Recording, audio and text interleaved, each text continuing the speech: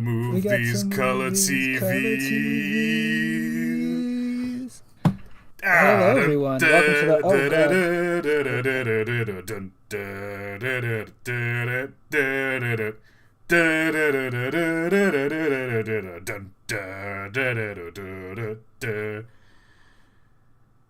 Hello, everyone. Welcome to the stream. I nearly did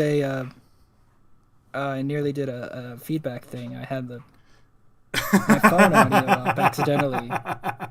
Now, what I do to keep track of chat is that I pull up the stream on my phone so I can just kind of look at it. And I forgot I had the volume up, so I very nearly recursed the audio. It's incredible. How's everyone doing? We almost had a feedback loop of me singing Dire Straits' Money for Nothing. I feel like I should have done that. I think that would... I feel like that's the content people come here to see. Just abysmally planned streams. Just the worst. You know, we're the only streams that get worse as time goes on.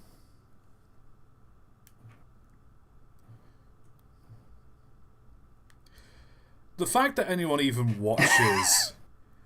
Who still watches this shit? Like, I remember last week I did a train memes stream. It was crap. It was just a bad stream. Like, it wasn't that, you know, things kept going wrong. It was just, like... The energy was weird. There's no, like, moments that made me go, yeah. It was just okay, I guess we've done the stream now.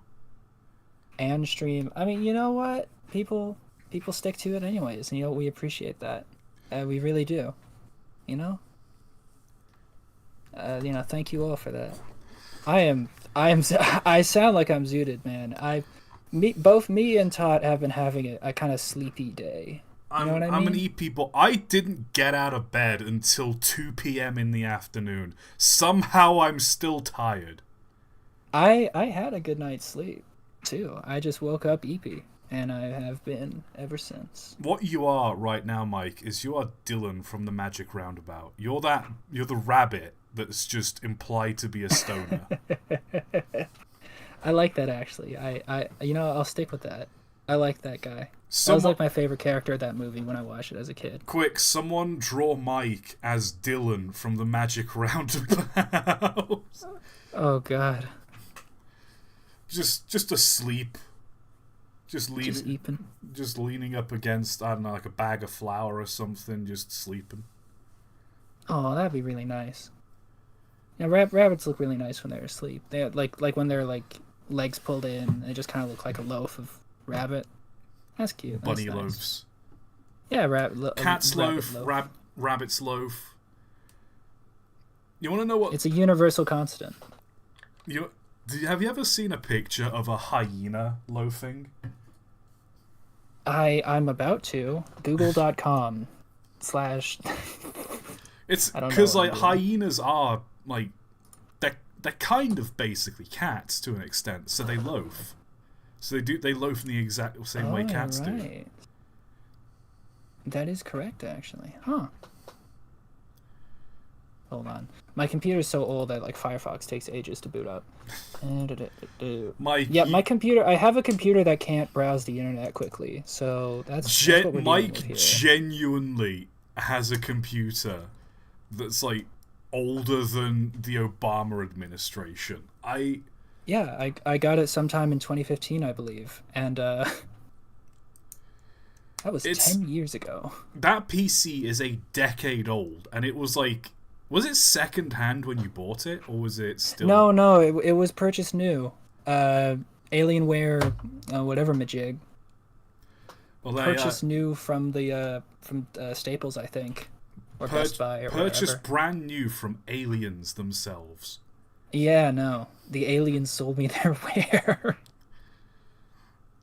Could you imagine that? Just like an alien coming to Earth, but like not to do anything, but just to do like a car boot sale.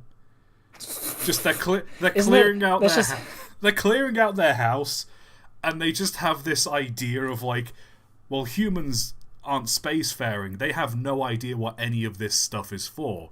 Plus, it's not from Earth, So I can just say, hey, this is like alien furniture. This is alien stuff.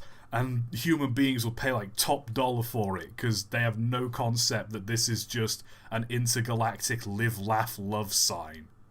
This is dangerously close to the plot of Roadside Picnic or Stalker, depending on if you're a gamer or not.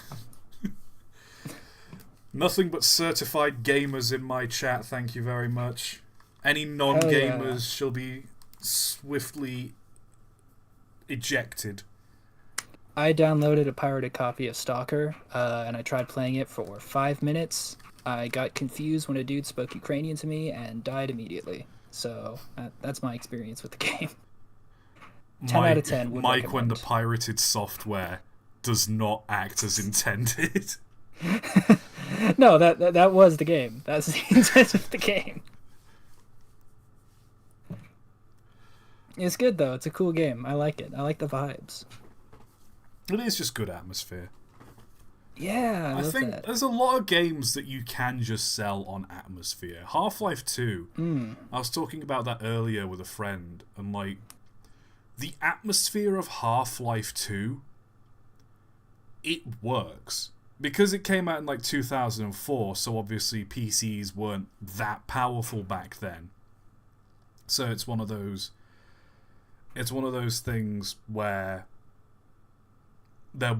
even if you managed to build like a great big open world, there wasn't going to be much to populate it because computers couldn't handle that much information.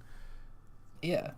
But the plot of Half-Life 2 is that this alien force, the Combine, have come to Earth, effectively decimated the population and wildlife, and are just harvesting the Earth for its resources. And so the fact that the world is quite barren and quite empty fits into the atmosphere of the game because it's part of the story that like the human race is dying out because of this offensively aggressive extraterrestrial force that has taken root on Earth. Hell yeah, it's pretty cool. We gotta love when we use our limitations to turn them into strengths. It's good. It's some good. I don't know what the word is for it, but it's smart design. It's turning a negative into a positive. Exactly. It's like putting too much air in a balloon. Is that a... I'm not following on that one, but no, I'm gonna say sure. I'm gonna go with sure, and I'm gonna move on.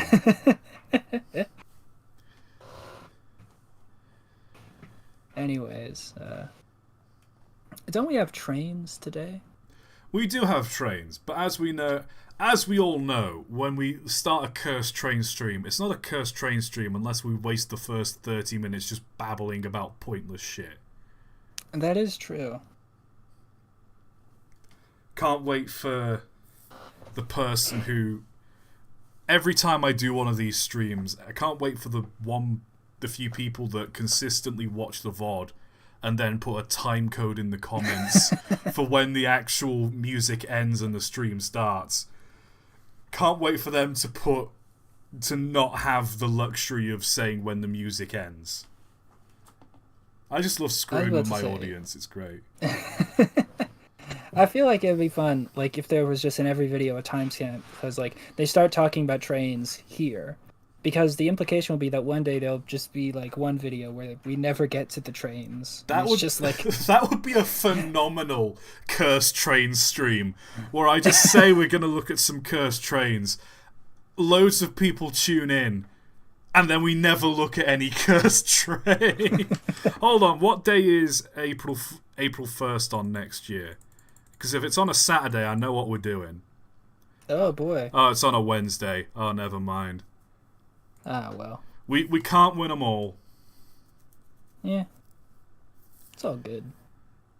Speaking of randomly talking about things that have nothing to do with trains, I've been watching a lot of Clone Wars clips recently on YouTube.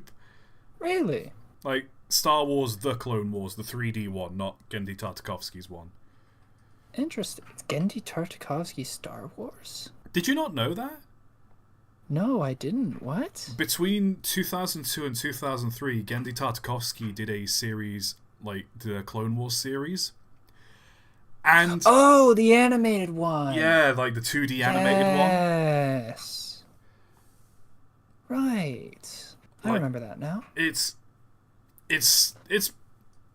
one of those where like the action in Star Wars has never been more peak, but also the later Dave Filoni 2007 Clone Wars series actually adheres to the story the prequels was trying to tell better, because there's actual like behind the scenes political conflict going on. Like, it's not just action. There's like, hey, here's some of like the politics that's also going on, and here are like some of the hints that the Republic isn't actually as good as they say it is, and that Palpatine is slowly turning the Republic into the Empire. All I know is I swear to God, I don't even follow Star Wars, but that like somehow Emperor Palpatine has returned. Nah, that shit gets to me. That shit makes me laugh so hard. I don't talk about... I've never watched the sequels, and I just don't bother with the sequels, because I know it's going to be something... I know I'm going to watch them, and I'm just going to have my hands in my head like, what is this? What am I looking at? Oh, boy. Like... You know, I've been... Oh. My philosophy when it comes to the sequels, the prequels were very heavily clowned on when they came out, because the dialogue was utter garbage. And it still is. Like, the prequels still do kind of suck, but at their core, there is still, like... There's still a good core story there about how someone managed to... About how Palpatine managed to worm his way into becoming Chancellor of the Republic, and then basically declaring a false war that he was puppeting both sides of, to declare emergency powers to thereby, and then use those emergency powers to further cement his place as the leader of the Republic. Someone in chat just asked, has Mike heard my pillow scream? What what does that mean? Jim Van der Kolk there, check in stream highlights. There's just audio of him screaming into a pillow. You know what? Hell yeah, I support that. I have officially endorsed that. There it is. Oh, I'm gonna play it into the mic really loud. It's gonna be so good, and y'all are gonna love it. All right, I'm not actually gonna do that. I'm too not late. actually Commit. gonna do that, chat. Commit. I'm not actually gonna commit. I'm not gonna Coward. do that. I'm not Coward. I'm not gonna do that to anybody.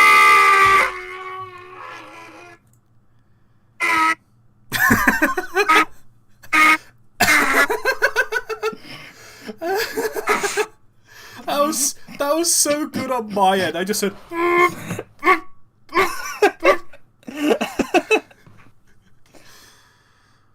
Oh, no. You're welcome, chat. Yeah, no, Clone Wars. Great series. Highly recommend it. I've been watching... Literally this morning, I binged like 4 episodes of the 3 Body Problem on Netflix. Really good series. I like it quite a bit. It's some good sci-fi.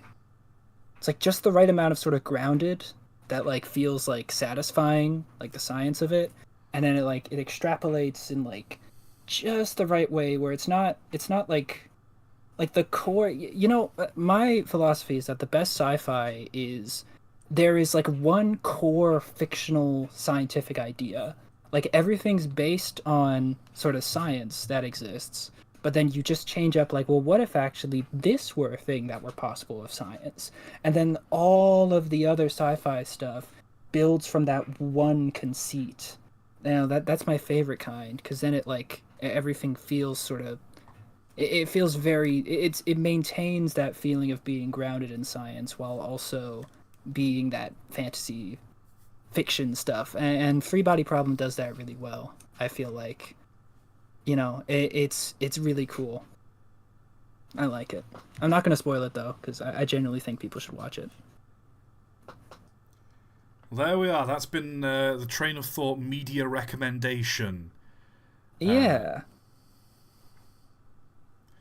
Watch Star Wars The Clone Wars, both series actually. The Genndy Tartakovsky series is really good. And watch Three Body Problem. Absolutely. You know what Genndy Tartakovsky series I've watched recently that I highly recommend? Ooh, what have you? Primal. Oh. Peak. Absolutely peak. Me and my best mate, we sat down, we watched like all of Primal. It is so good. Because again, Genndy Tartakovsky, I don't know if anyone's watched his stuff, but he has this way of like... I think I've banged on about it before. There is, throughout the entire first series, there is no dialogue. There is not a single word spoken. Just yells and animal noises. That is it. But you understand everything perfectly. The action is incredible. Even in the second series, when there is dialogue, it's not translated. It's just completely foreign babble that's untranslated. But you understand what's going on through the visual storytelling. And the action. He knows how to direct great action. Honestly, if you can, watch Primal. Genuinely peak. Hell yeah. Oh man, the ending of the second series, I'll admit, like the conclusion to the whole story, we were just like, huh, it's a very bold way to end it. Very interesting direction you chose for that. But aside from that, like, it's such a good series. The animation is beautiful. Like, the action is so clean. It's so good. Oh, Genndy Tartakovsky, my beloved. Please keep doing what you're doing. Hell yeah. Are we going to try and like crowbar in more conversations about media and no, things I think we like? Can just hit the. I think we can just hit the trains at this point. Let's hit the trains. Oh boy! Well, there they are. Look, chat. There's trains. There's one. There's this one looks right like there. Thomas. This looks like if Thomas was an alcoholic. You know what I mean? There's just a sort of. There's an air of despair within this image here. This one here. That's wow! You were just sitting on that sentence, Mike. Good God! If Thomas was an alcoholic, that's the feeling I get from this photo.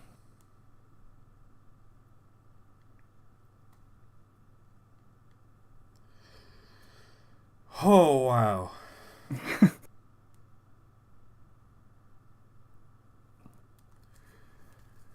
Oh, it took me a moment. Just silence there, yeah. What do you say to just this looks like if Thomas... I don't know. There's nothing you can respond with. No. It's what? just sad, you know? This you hear, people, you're a big star and you sort of, some people aren't made to be celebrities, you know? You just can't handle it. Is this an analogy for my life? if Thomas was... I don't know, man. Probably. You're the one who, before we started the stream, had to go out and get a drink for your drink. Okay, I would like to clarify. You had a drink. I would like to clarify I had a glass of water on my table, and I said I need to get a drink. I realised I had a glass of water on my table, but it wasn't full. So I thought, right, I'll go and top that up, and I'll put ice in my drink. I know I drink sometimes on stream, but I'm not an alcoholic. It's alright. Unlike Thomas here. Yeah. What was this? Progression of Thomas fans' mental stability. Okay, so we've got this locomotive, which I can't quite read the nameplate, but I'm not sure that says Thomas, but whatever.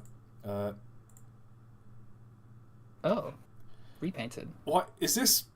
Just bad image compression, or is this photoshopped? I can't tell. Is Thomas in like a goth phase? Goth Thomas. Goth Thomas. Good lord. I'm just seeing like the edit now. Just like it's just a picture of Thomas the Tank Engine with like the bangs and like a I don't know what goth people wear. Like stripes painted on the wheels, I guess. What, like a mime? No, like striped socks. Is striped socks a goth thing? Actually, no, that might be seen. I'm not even sure anymore. Point is, I know for a fact you jokingly say, "Oh, someone's gonna do like a goth persona." There is probably like at least 1,000 Thomas goth personas. And you know what, chat? Send them all to me and ToT. Right no. Now. Get in the Discord and just ping me and ToT with as many as you can find. Also, I did notice explains the pillow scream in stream highlights. I did notice the donation, Jim. I did notice I wasn't just ignoring you deliberately. I'll give that a read later if you don't mind. Right now we've got to catch up on our curse trains. Oh dear. Oh, he's green now. He's joined the army. He's not. What do you mean he's green? He's rusty. What? The rust looks green. It's green rust. It's not green though. That's very clearly green. Look at it compared to the grass behind it. Green. It's darker, but it's still green. It's green because you've got because of the saturation of the image. It's clear. Look here. What colour's this? Where I'm wiggling the mouse. That's like red. It's red. It's rusty. The green is being reflected from the back from like all the grass it's around. Reflected from the no, rust isn't shiny. It's not going to be reflecting that. If it was proper red, it would just look darker because the green light isn't going to magically turn into red. It's green. Mike, it's like the patina of it. I'm not taking this from someone who is canonically colorblind. I will kill you in real life. That you hear that chat? You hear that? That was a threat. That was a real threat made on my life. I'm booking a flight to Manchester right now, and I'm gonna come beat you up. I would like to see you try. You might be tall, Mike, but it would not get very far. No, it would not go well. You're tall, but there's not a lot to you. I don't have the fight in me. I just don't. I feel like I'd start trying to fight and I'd just start laughing. Like that I don't have it in me. I don't have the spirit. You do that thing where you'd start like spinning your arms around and then you just realize how dumb that looked and you just stop. Yeah, no, I just leave. I just get back on the airplane and leave. I'd be waiting there at the terminus. I'd just see you. I'd say, Mike! I'd give you a hug, I'd give you a pat on the back. I would just slap you in the face, spin you around, and just push you back towards the aeroplane. That's how that's gonna go down. Yep. I agree. We're all in agreement. This isn't green. Yeah. It looks green to me, but you know what? Whatever. Yeah, here we are. Someone pointed out. It's greenish, but I should point out that it's not rare for black paints to decay into green or similar chains of events. Thank you. It's not green. That would make a lot of sense. It's not green. You just said it decayed into green. I don't care. It's not green. It's like uranium. It's decayed. It's fine. Well, just a bunch of engines in a line. These are all very tall. You know? Like, these look... You don't know what irritates me about this? Yeah? Look at the numbers. So it's 6404, 6403, 6401, 6400, 6402. Yeah, they're out of order. They're out of order. Do you think they're gonna move an entire train just because they're out of order? They've already got them like arranged in a row. How hard is it to just move like these two over and move this one to the middle?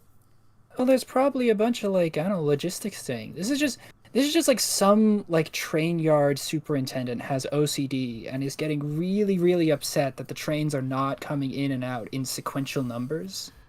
And it's just ruining his day. Okay. It doesn't matter what order they're dispatched in. What I'm saying is that if you're going to have like, because there is no scenario in which they would all be lined up like this outside of some kind of publicity photo, right?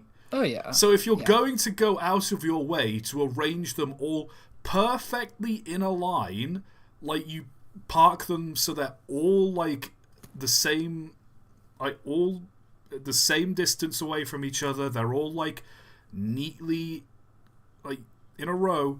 If you're going to go through all this effort, the least you can do is have them go from 1 to 4.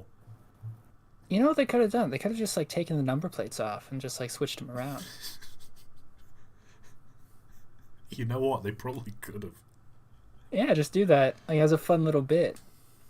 And then just not. Would that cause any? Yeah, I mean, not switch them back like that. It probably would. That would definitely cause some problems because then you're like, I thought this train was scheduled for maintenance. No, this one. No, which one? You know, you'd get all confused. And then just off in the distance, a boiler explodes. So if that's 401 and that's 400, where's 402? Yep. Railway swap. Oh. Oh, we've had this before, where it's an LNER. This is it's red. An LMS engine painted green and an LNER engine painted red. I get it. We've had this before. It's not cursed.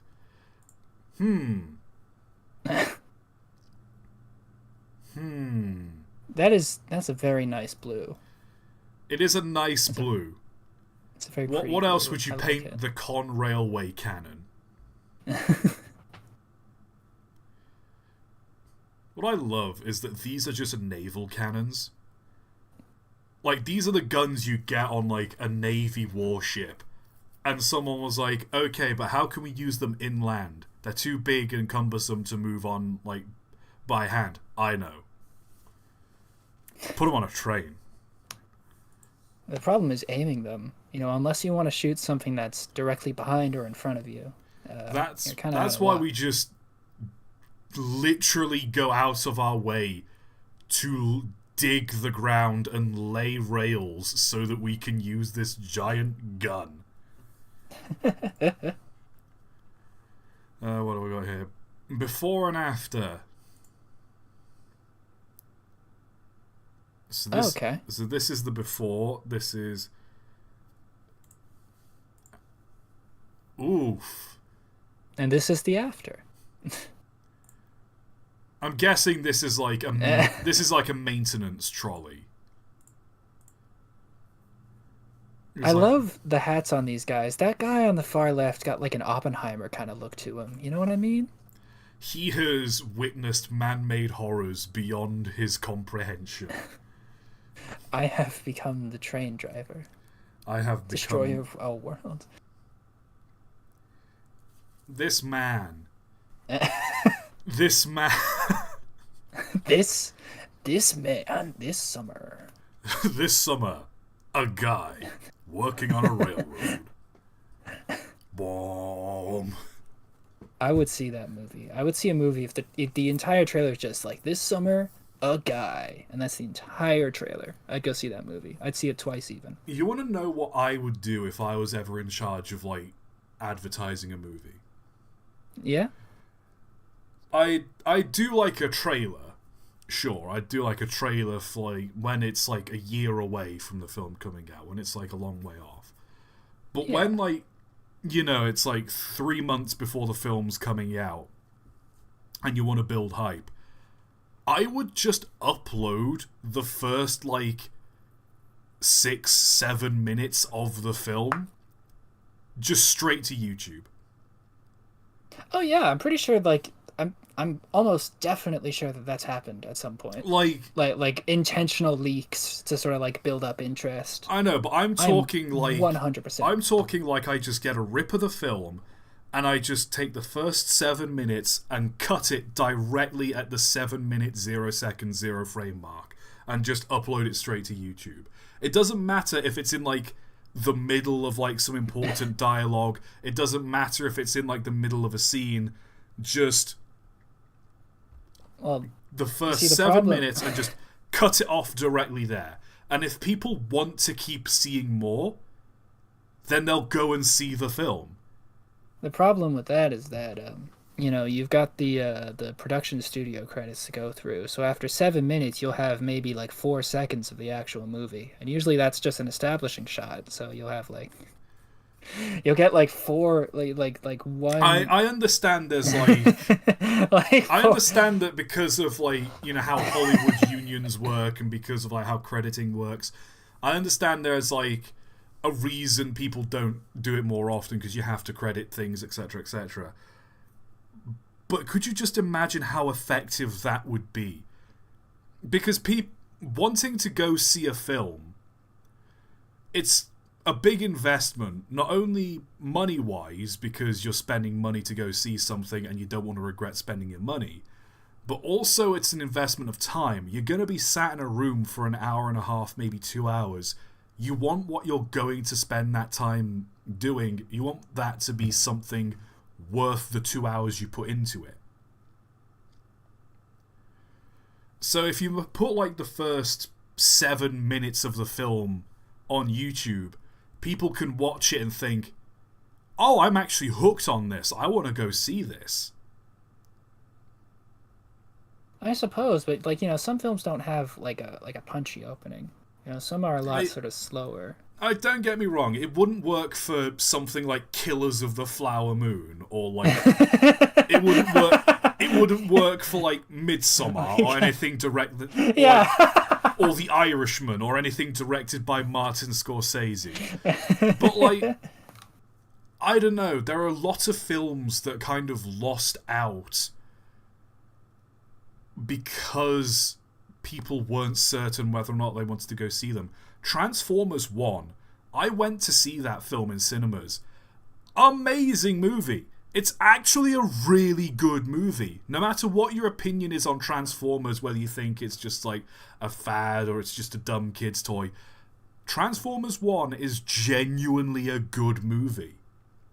And it didn't make its money back because I don't think people were that interested in it. But if you put like the first 10 minutes of the film on YouTube for free, I think people would be hooked into it. And I think that would have worked. I don't know. Yeah. Hollywood, call me. I want a commission for this. We got to get ToT to Hollywood, folks. We got to bring him there. He'll save the film industry. Oh no, I'm burning it down. I'm burning the whole thing down and starting again. No more movies. None. We're doing none movies today. We're going back to theatre. Live theatre. We're going back to basics, okay? No sound for at least another 5 years until we sort everything out, okay? And then we'll put sound back in the movies. And then if that works out for another 5, we'll try color again. And we'll get it right this time. You joke, Mike, but I genuinely think going back to silent movies for a year or two might actually help fix some of the awful dialogue we get in modern movies. Because because you at first that sounded dumb, but now you're thinking about it, you're seeing where I'm coming from. No, it's almost as if the director of these movies are going to have to figure out how to use the medium of film to tell a story instead of just exposition dumping and having dumb dialogue. It's just the idea of you walking into a writer's room and saying like, okay, y'all have been bad at your job. No more, no talking for a year. No writing for a year. Just, you're not allowed. You're in timeout. Like, am I wrong for saying that? I don't think so. I think well, no, there has been a silent movie. There's well, it's not strictly silent, but Hundreds of Beavers. The Mike Cheswick movie. I've been told to watch Hundreds of Beavers because I've been told it's actually really good. Oh, it is really, really funny. It's free on YouTube with ads. It's really, really funny. It's a silent movie. Not in the sense that it's completely silent. There's sound effects, but there's I think only like 2 or 3 lines of dialogue in the entire film. Otherwise, it's all like physical gags. It's absolutely a fantastic movie. I recommend it wholeheartedly. It's amazing. I saw it in theaters. I know there's an episode of Mr. Robot where the episode opens with a character saying, "It's okay, you don't need to say anything." And then these characters pull off this massive heist. And the entire heist, there is no dialogue. It's just pure visuals and action. And then the episode ends with like the heist over. And like things have gone down, like things have changed and whatnot. And it just ends with one character just looking to another saying, "We need to talk." And then the episode ends. God, I really gotta watch Mr. Robot. I've heard like 4 or 5 times. I've heard a lot of good things about it. I'm not sure it's my cup of tea, but I've heard a lot of good things about it. I've tried, but then I get to like the episode. I don't even know. I just get to a point where I'm like, I have no idea what's going on at this point. There are too many. It turns out I need a writer to exposition dump to me. I don't know what's going on. I'm confused. Maybe the writers have a point. It's like the ending. It's like the ending of fucking Emmesis Blue. God. I have no idea what Emmesis Blue is. I think you'd really enjoy Emmesis Blue just out of principle alone. Because I think I've spoken about it on stream before. But basically, a bunch of people got together and they animated an entire 2-hour feature-length movie using nothing but TF2 assets in the Source engine. Why would you do that to yourself? Oh, yeah, because the Source engine... Like as a filmmaker, why would you do that to yourself? Yeah, because the Source engine is abysmal. But I'm not going to lie. They said, okay, let's make a horror film set in the TF2 universe. Which, that sounds awful because TF2 has always been like really comic. It's a comedy. It's funny. It's comic and really stupid. Like, it's canon that half the characters don't know how to read. Like, it is canon. It is canon that the Prime Minister of Australia is elected based on whether or not they can beat a kangaroo in a fight. Exactly. It's a universe created of bits. Like it exists for funny gags. Exactly. That's the thing. But I sat down and I watched it, and yeah, the voice acting isn't perfect because the voice actors are trying to do the voices of the TF2 mercs, and they don't sound exactly like that. I can't like. I'm not gonna say it's a perfect film in that regard. But considering they sat down and said, okay, let's make a horror film set in the TF2 universe, and it actually works. It's actually really good. It is a disturbing film. The characters feel like the actual TF2 mercs. Like, the soldier's one of like the main leading characters in it. And he is genuinely like the soldier from TF2. There's a point where he just pulls a rocket launcher out of the boot of Spy's car, and Spy's just there like, are you telling me you had a rocket launcher in the boot of my car the entire time? And he's just like, yeah. I always carry it around. What? And Spy's just looking at him dumbfounded. Or there's a moment where Soldier's like, I'm going to shoot this rocket at my feet and launch myself across the gap. And Spy's just looking at him like, why would you do that? I've done it before loads of times. Because rocket jumping is something the soldier can canonically do. Like, like the characters genuinely feel like the TF2 mercs in universe. It's genuinely good. It's and well written like that. But also, it's a horrifying concept because it deals with the idea of respawning.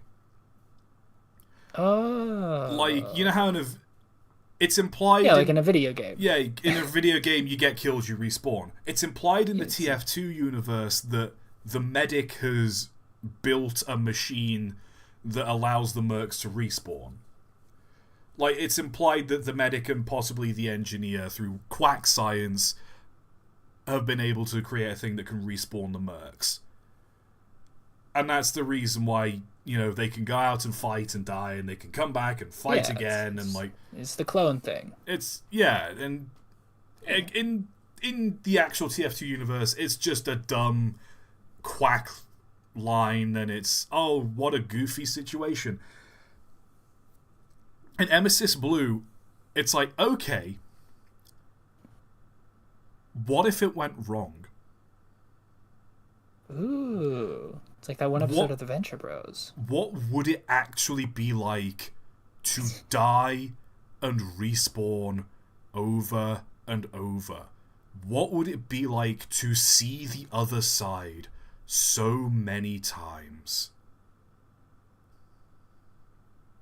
That sounds pretty cool. I'll have to watch that later. It's genuinely a phenomenal film. And it's completely free. It is completely free on YouTube. You can watch it. You gotta love it. Yeah. It's good. It's just really good. And like, oh man. Sorry, we're talking about films. People want us to get back to the trains. Huh.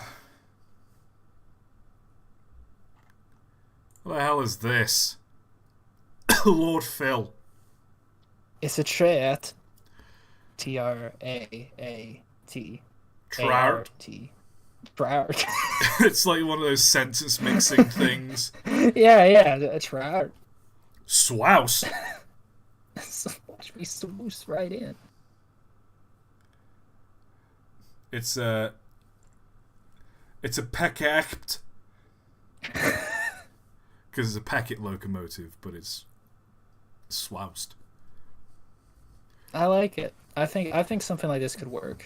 I mean, in real life if you really wanted it to. There have been locomotives like this built in real life, where there's a cab at the back and a cab at the front.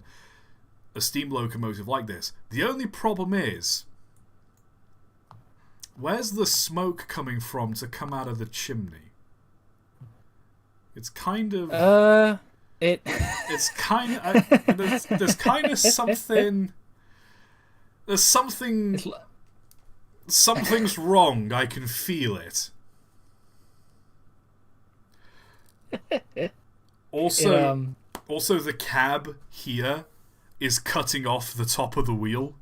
So that implies that, like, half the wheel is just really flat. River's here! River's in chat. River's here. Ventilation port for hotboxing the cab. Should we get River in on this? I don't think we should, because he never seems to enjoy these streams. River, are you actually like are you watching this from work, or are you like available right now? It's been years since we've had River in a stream. Yeah, it's been ages because River is employed. River's got a 9 to 5. River has an actual job. So, I loved it. Like, we should get him in stream. His response, It's cool, man. It's cool. It's all good. It was a wild suggestion. We know you don't really enjoy the Cursed Train streams, but we're cool for you to tag along. It's all cool, man. We're glad you're here. We're glad you're here to look at a train that's derailed. Sort of, yeah, whatever's gone wrong here. He's just gone off. He's just fallen off this brickwork. It's just like at a little angle, a jaunty angle, if you will. This is. So it's... I'm trying to figure out the angle. It's about 40 degrees downwards, rotated slightly about, like, 12 degrees. This is the most jaunty angle. Scientifically speaking, it's the most jaunty angle. The jauntiest train of 1892. Exactly. I also don't know what it is. I just love whenever, like, a railway follows along, like, the top of a brick wall like this, when it's, like, really close to the edge. I don't know. Yeah. I don't know what it is. I just find something, like, visually satisfying about this. It is pretty satisfying. Yeah, this is interesting. If you look at those two guys there, in the center, towards the center of the frame, I mean, that is absolutely like a comedy duo. Like the tall, lanky one and the shorter guy with what appears to be a mustache. The tall one that's kind of like a bit dim-witted, and you've got the shorter guy who's like, he's really short-tempered. He's the one that's coming up with the ideas, and the tall one that's really like kind-hearted. Holy shit! It's Mario and Luigi. Oh my god, it is. We found them. We found Mario and Luigi. What are they doing here?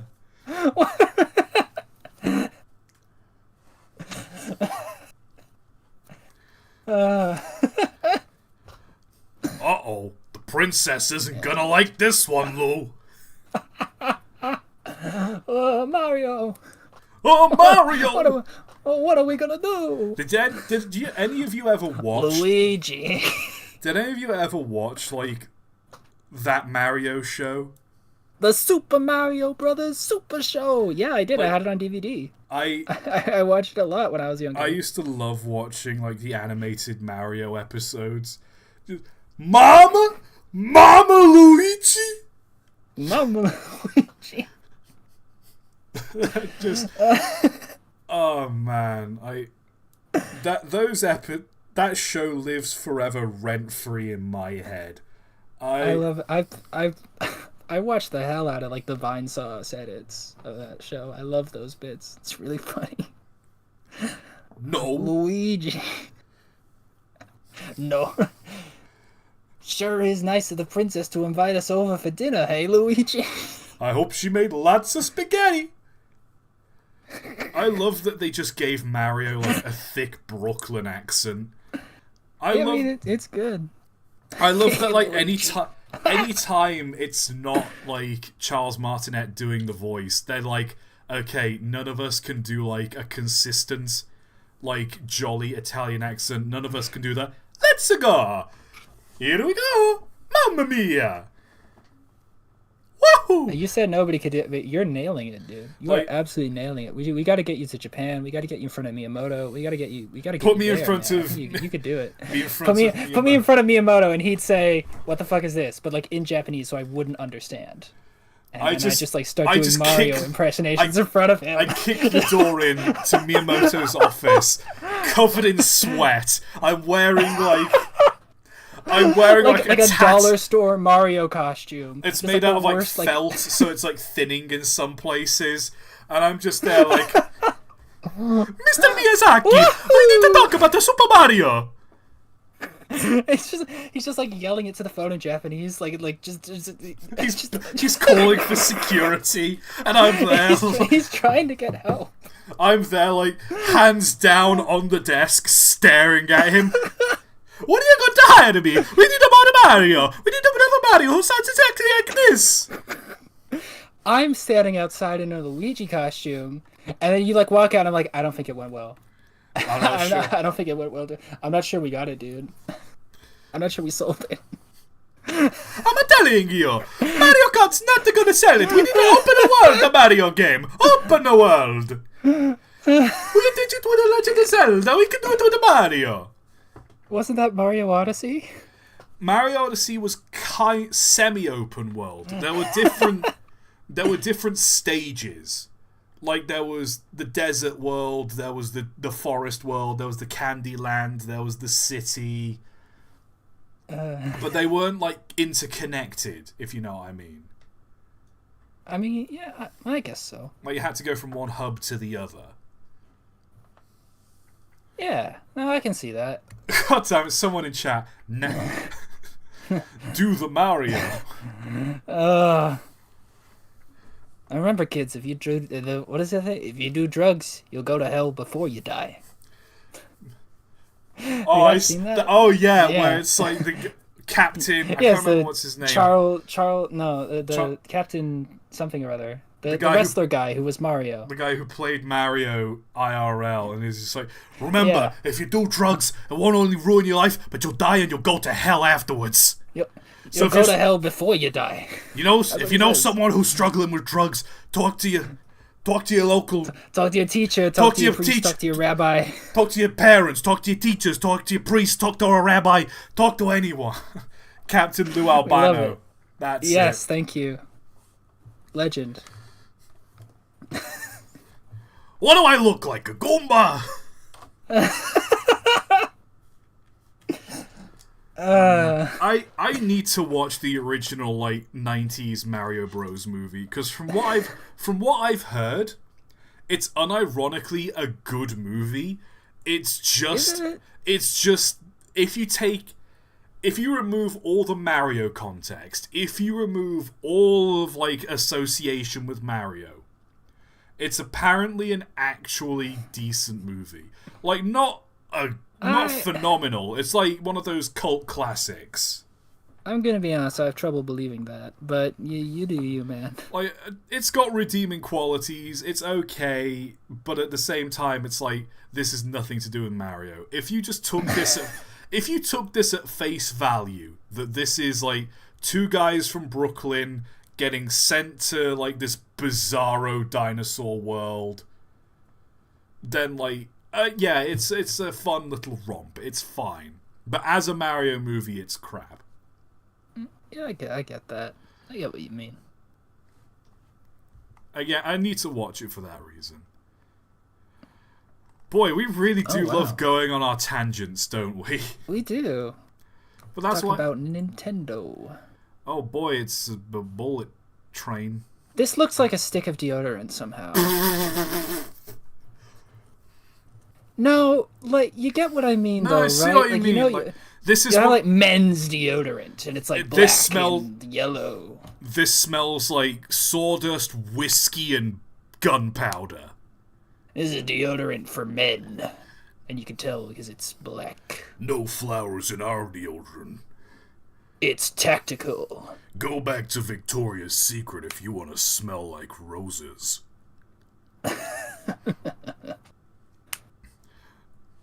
God, imagine walking around smelling like whiskey all the time. People would think you're people. Oh God, that would be very funny. Actually, no, I'm not drunk. It's my deodorant. People wouldn't believe you, would they? This just looks like something out of Factorio. Oh, it's a Wankel engine. I beg your pardon? Also called a rotary engine. It's a type of engine where the piston, instead of having normal pistons, it's a Dorito-shaped thing that spins around, and it does the compression, explosion, and exhaust. A Rollo triangle. Yeah, a Rollo triangle. I'm sorry, it's the spinning Dorito, and it just it's one of those types of things. It's supposed to be really efficient, but the seals kind of wear out really quickly, so they're not that great, unfortunately. But they're cool though. People like them. I think they're neat. It's one of the few shapes that can roll as well as a sphere. As a circle, yeah.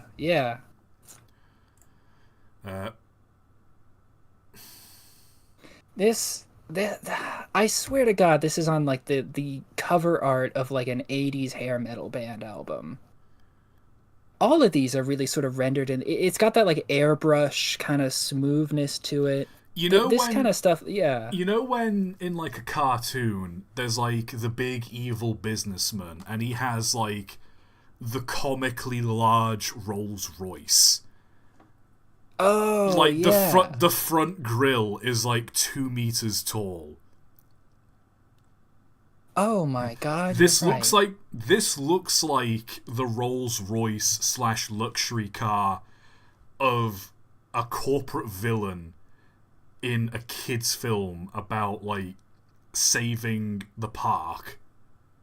I can like genuinely see this. Like the forest, like a the forest where the kids play and hang out. They've built their tree house, but the grumpy old evil Mr. Business, he wants to cut down the trees, and the kids are like really upset because they're gonna lose their tree house.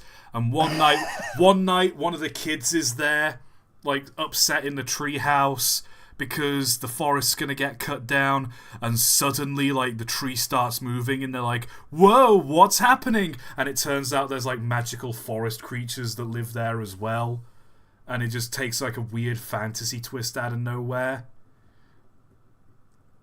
This has gotten pretty in depth, man. I think you gotta you should make a screenplay. Okay, but this feels very I know specific. Exactly what you're talking about. It's very specific, but it's also the plot of at least 90 kids films made in between like the 80s and the early 2000s. I can just imagine in like that sort of 70s animation style where it's like it's going around a curve and it's actually bending like around it.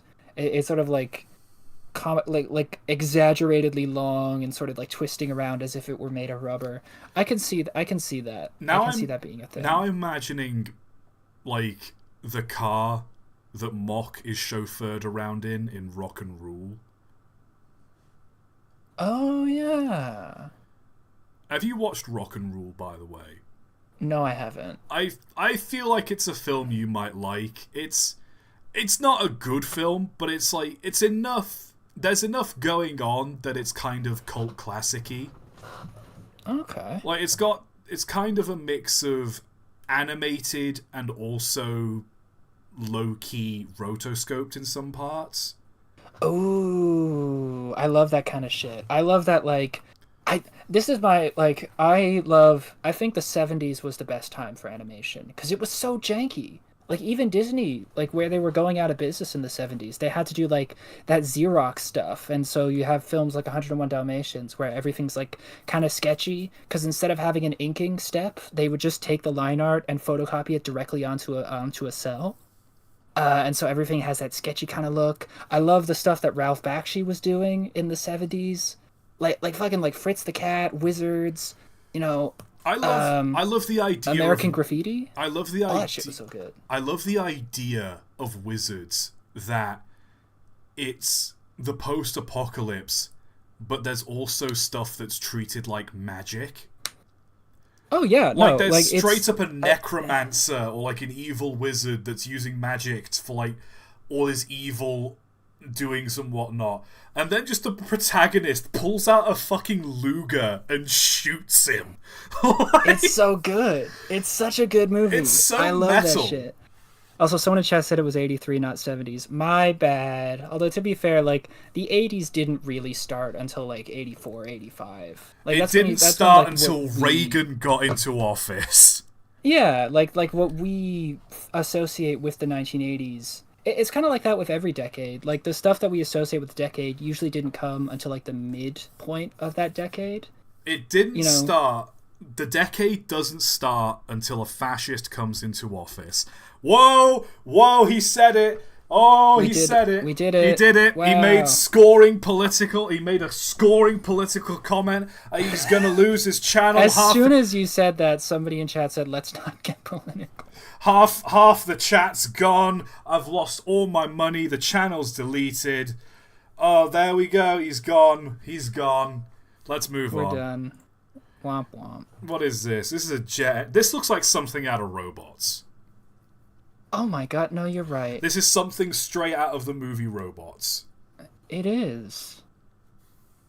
This makes me uncomfortable.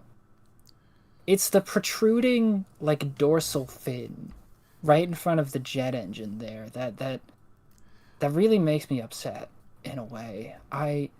It's the fact that there's anything in front of the jet engine that's a problem. There's like I think it's William Morris is the sculptor. There's this one huge piece when I went to see the sculpture gardens in the UK where it's two giant pieces of metal that come to a point that are just ever so slightly apart. They come so close to touching, but they're just a little bit apart. and it creates this feeling of tension. I'm getting that kind of feeling from this, from what's happening with the jet engine here. Well, you see, the reason that fin is there is so that during the climactic fight, where like people are like fighting on the front on the top of this car, the hero can get knocked off the car and he grabs onto the fin, and so he's held in front of the jet engine while the villain monologues. I see. It's okay. It's not, the fin's not there for like any aerodynamic or practical purpose. It's purely there for like a theatrical effect. Oh yeah, no. Like if we're talking about actual aerodynamics, what would a fin there do? Is it to deflect air away from the jet inlet? Like into the jet inlet. But that's not how wings work. The air coming in is already going to be relatively Mike, you laminar look at this bloody train and tell me that's how any of it works.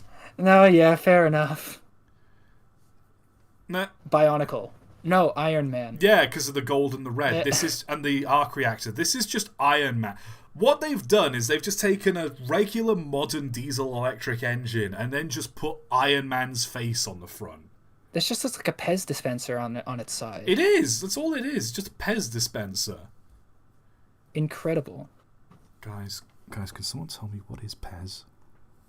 Pez is these little hard candies that you put in these plastic things, and what the plastic things do is they dispense them one at a time, and you want to do that because of reasons. Pez has microplastics in it. Yeah, probably. I've got microplastics in me. No, I think genuinely the Pez dispenser came from the fact that Pez was invented in, like, I think the 1920s as a way to quit smoking. And so the idea was that you'd have this little thing in your pocket whenever you wanted to go smoke. You would take that out, and it would be like you would flick it back, and it would dispense a Pez in the same motion as like a lighter. So it would be sort of like stimming and also giving you like a mint to sort of help you stave off wanting to smoke. And so like early Pez dispensers were like all metal. They look very sort of nice. I like them. And then later on, once they became a candy, then you just started getting like brands, and it just sort of became a thing on its own. So now you have like a million different Pez, and people collect them and all that. It's a whole thing. I don't get what they're going for with this, because again, it's just a modern American diesel electric unit. But rather than have the cab at the front in a convenient place, they've just put it in the middle. Which means it would also mean that forwards would be going to the left of this picture. That would be it going forwards, because it can't go to the right, because all of this would be in the way. Yeah. You couldn't see shit out of this. So what is it? Yeah. Oh god, no. Oh, no. It's got antenna. Why does it have antenna? What is this steampunk? We'll slap a bunch of gears on it. That's steampunk. Yeah, let's have some pipes. A lot of pipes. And a big round thing with glass on either end that serves no... This is gross. This looks like a bug, and I want to step on it. The lighting is awfully done. Like there's no clear directionality. It looks like a cockroach. It's not. It looks like a cockroach, and I want to stamp on it. I've seen enough. We're moving on. Doesn't give me any joy. Another Dutch picture. Wow. The brand new loco in photographic grey sits behind that burnt building is extremely funny to me.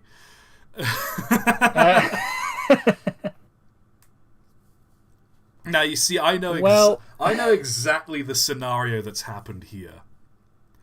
What's happened is this is a experimental robot or a clone that has gained sentience and awoken too early and has realized it does not want to fulfill the purpose it's been built for and has escaped the facility, burning it down on the way. Huh. Am I wrong? No? Question mark? What? No, you're not wrong. Let's go with that. I don't What? think you're wrong. I think you're correct. Mike, do you even understand what I just said? Not a fucking word, dude. Straight up, no idea what you're talking about. Should I elaborate again, or should we just move on? I think we should just move on. I think it's best left. All right, I'm gonna put a pin in that one because I like it. I like that picture. That is a pretty good photo. I will agree. And there's the factory new photo. Ooh. That's a nice looking engine. Oh, that is a really nice photo. Very nice. I love what they've done. It's that like fade out around the pad. That is nice. Also, Jim Vanderkolk gave us €2 and said Taco Belle. Thank you, Jim Vanderkolk. I always hesitate on the name as well. Thank you very much for the €2.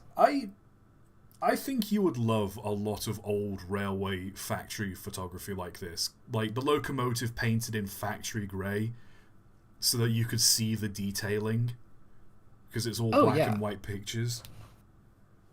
That would be... I like old photos like these. I think this looks really nice. It's a very well taken photograph. Good point from chat though. What is with this bell? it's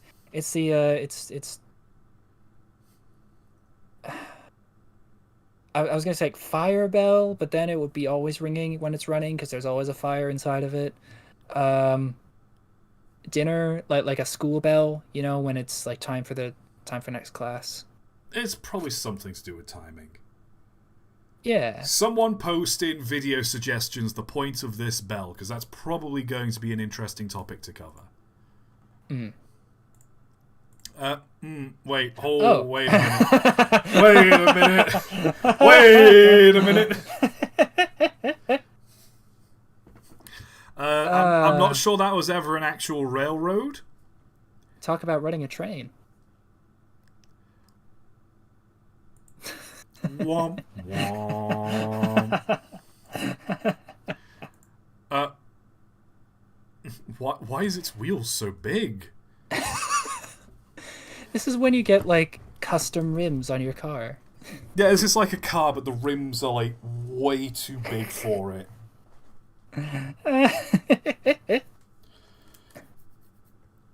Inspection Engine 3 has a roomy leather front seat which Master Mechanic Minshall leapt to his death.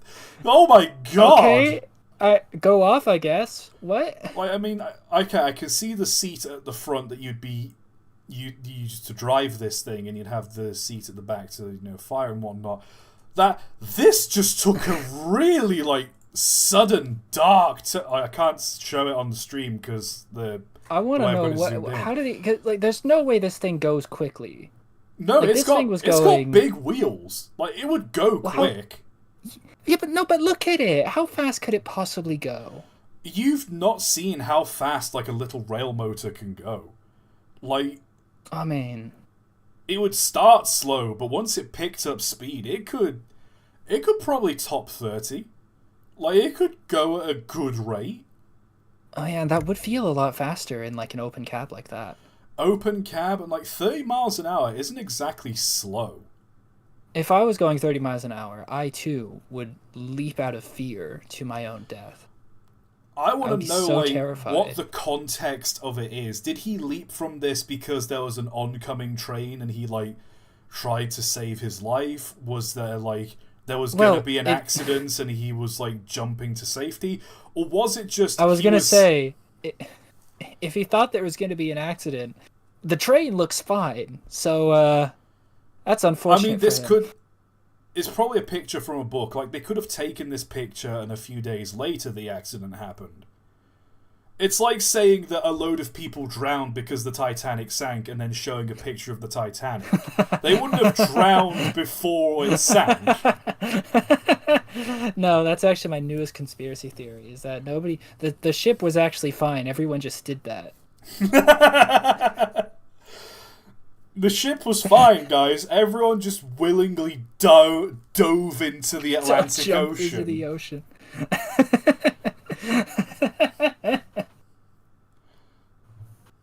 It's like someone dies of a heart attack. Oh, that wasn't a result of his health. People just do that sometimes. Yeah, no, that just happened, man.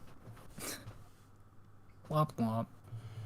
But now, like, I want to know the context of him jumping to his death. Was this like an accident was about to happen and he was trying to save his life?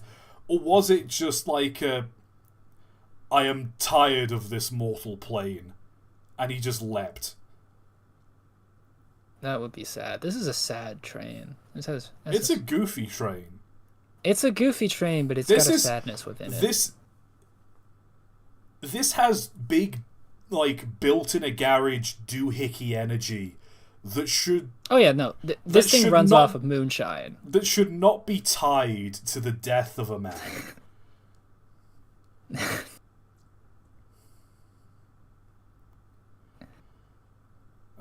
Yeah. You are right, though. This thing does look like it distills moonshine as it goes.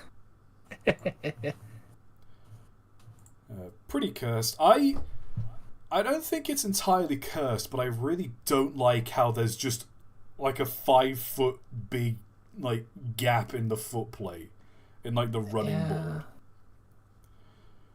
Like there's just it just goes up by a meter for like no reason. Oh, she got some huge pistons on her, don't she? You could, Mike. It's the choice. It's not only the choice of words, but the choice of accents as well.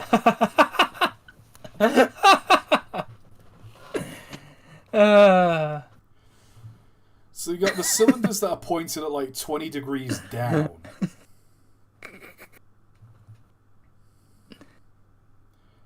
It's a pretty funny looking train. It looks like it's leaning, you know?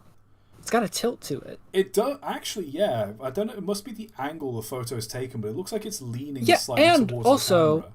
Like this is probably just like shading, whatever. The front plate looks like concave. It's like it's bowing inwards.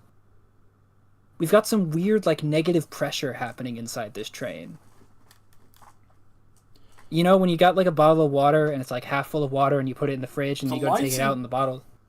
The lighting's also weird as well because I imagine that like the boiler in cab or in the tender, they're all painted the same colour. But the boiler is a darker shade than like this little bit of the firebox here and the running board and the side of the cab and the tender. Yeah. That's weird. It is unusual. It's an odd looking thing.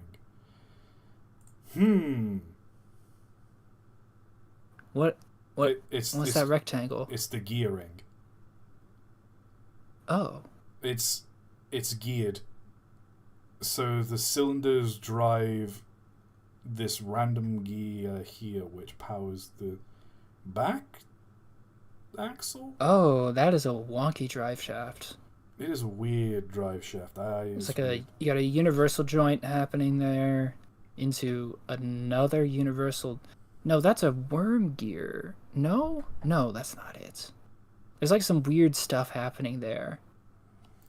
It's gearing. This is weird. Gears are weird. We should never have invented them. Screw gears. Gears should just not exist.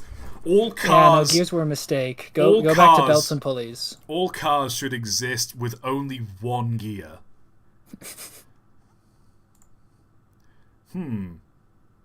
Oh. I love that this is so clearly just something that was built for use in, like, a mine. Like, it's... They just...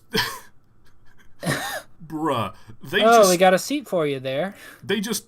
Oh, here we go. It says, the Milan Railway Museum. It was recently noted that our light railway centre has exhibits from all around the States, but none from the Milan area. It's been suggested that we could solve this by building a replica of the, quote, locomotive, quote, in the photo which used to work at the Sorel's Quarry at Finnis, just 10 minutes away from Milan. A very heavily modified Morris Minor with an extra pair of chain-driven back wheels We have a lot on at the moment, but it would make a most interesting future project. So if you have any interest... So if anyone comes across a wrecked or derelict Morris miner, please let us know. This was an old Morris? Yeah. I mean, look at it. I thought this was like an old Chevy pickup from the front. No, this is a Morris mine. This is British. Well, it could also be Australian, because I believe they had Morris in Australia as well. They probably did, actually. Well, Australia's a colony, so that makes sense, yeah. But, man... I love how bare it is as well. But it's also the fact that they've taken the engine block from a Morris, but then they've kept the part of the car that covered it, but not the rest. They've not kept the cab of the car, which, probably would have been nice to have in, a rainy day. No, you just hold the gear knob here, you just put your foot on the pedal, and you just go. Well, it was, no. I was gonna say that it was made in England, so they wanted to get rid of as much material as they could, otherwise the whole thing would fall apart. Oh, boy. What the... Okay. Why is its face so fat? First of all, rude. Second of all... Am I wrong? It's just got a really chubby face. I don't like it. It looks like it's looking up at something. I don't like it. It's looking up at God and screaming.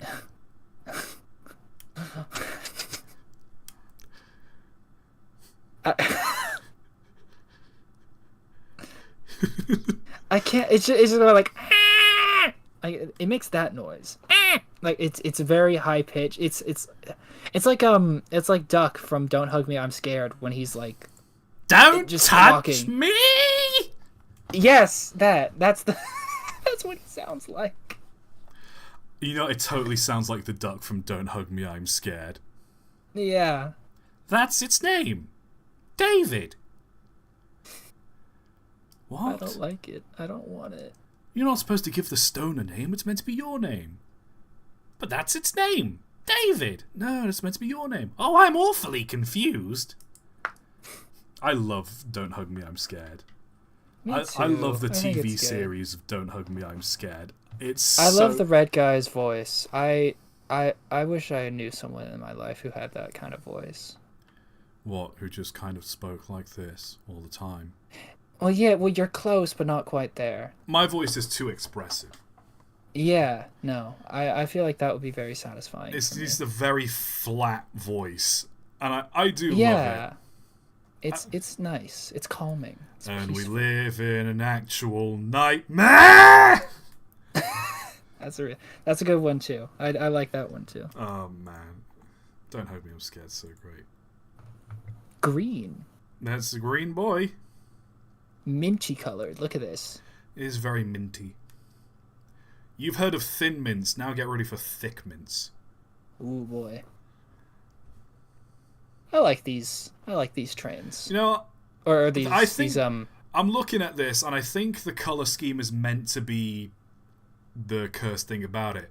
Honestly, I vibe with this. This is a nice color scheme. No, I like this a lot. This looks really good. I enjoy it. It's hard to find a color scheme that doesn't really work out on these diesels.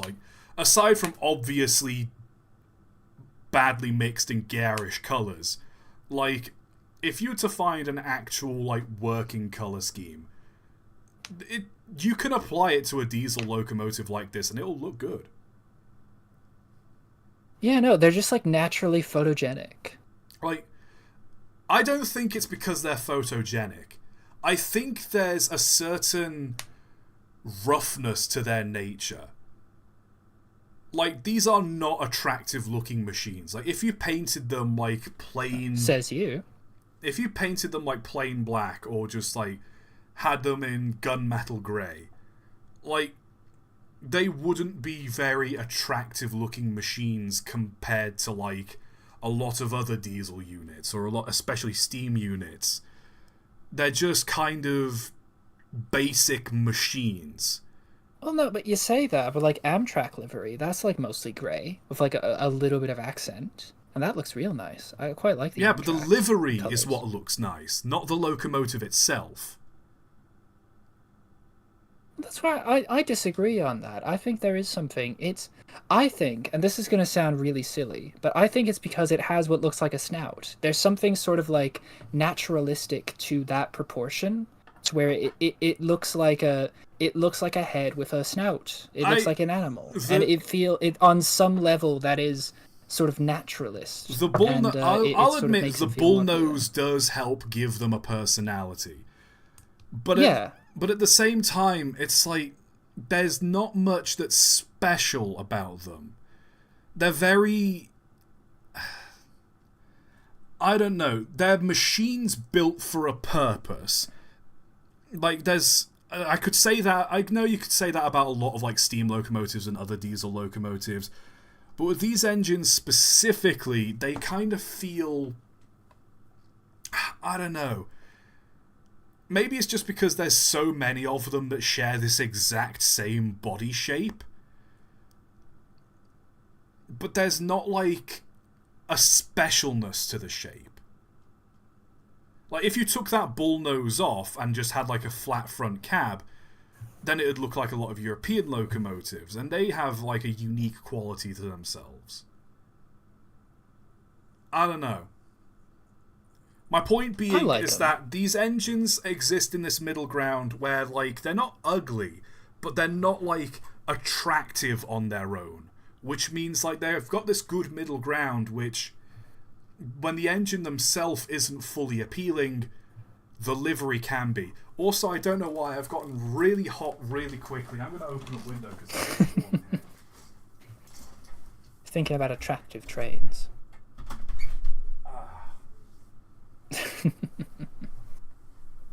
I'm also hungry as well. Should I have a Bueno or should I have, like, a packet of crisps? I think you should have a Bueno. I think those are really nice. I'll have a white chocolate Bueno. Gotta have a little snack break. Gotta keep your blood sugars up. Oh, I wish I had some chocolate.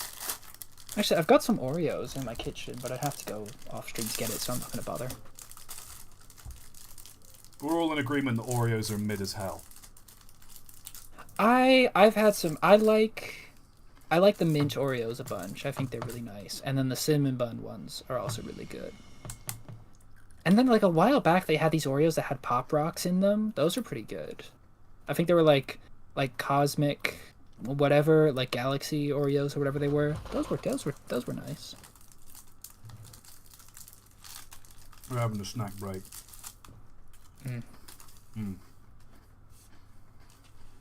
Man.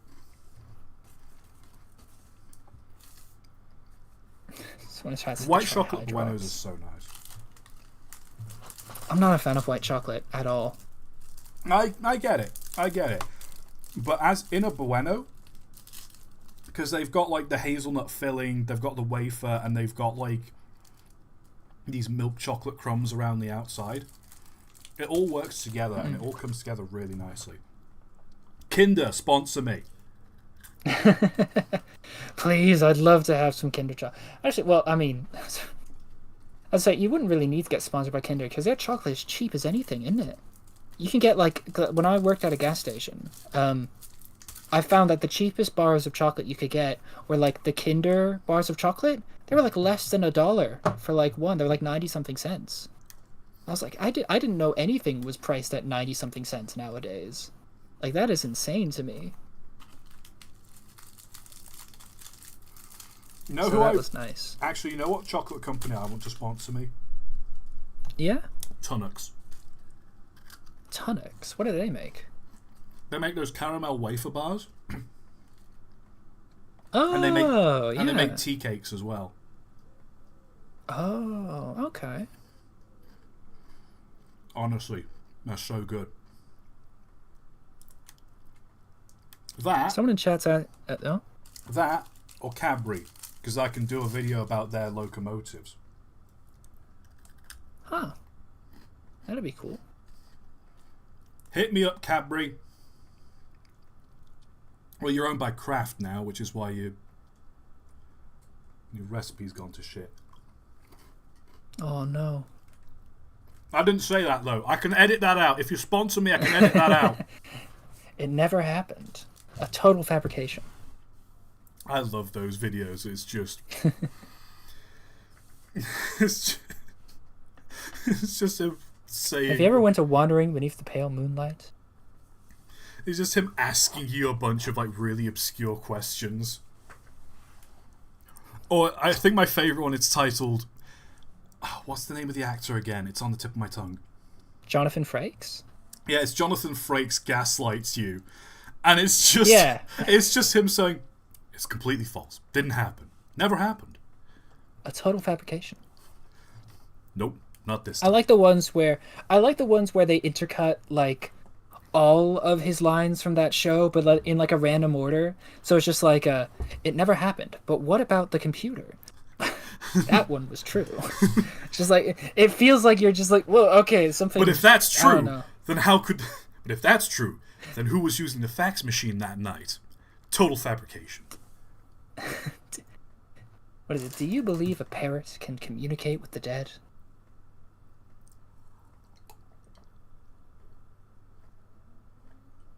I love it. I have a sip of my drink. I say sip, but I just chugged the rest of the glass. Oh, I have God. A sip of your... Oh, more of these. Yay. Okay, I don't... Okay, this one looks okay.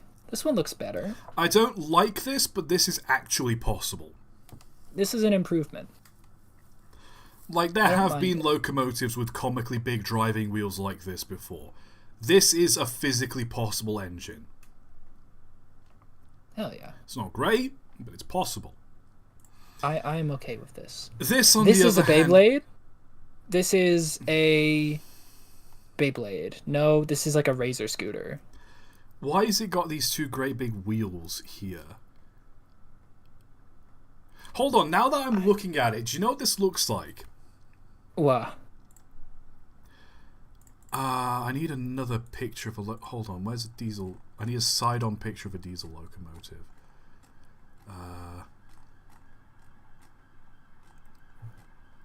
Hold on, there's sirens going off now that I've opened my window. I can hear them. It's great. Okay, so you see, like, these bogies here? Yeah. Like, on some of them, you could see the wheels. Mm-hmm. Imagine you could see the wheels. Why does it look like... Why does it look like a set of this here looks like a set of bogies that's been turned upside down? Like, these look like train wheels. Oh my god, it's one of those RC cars that like can flip around and like still run.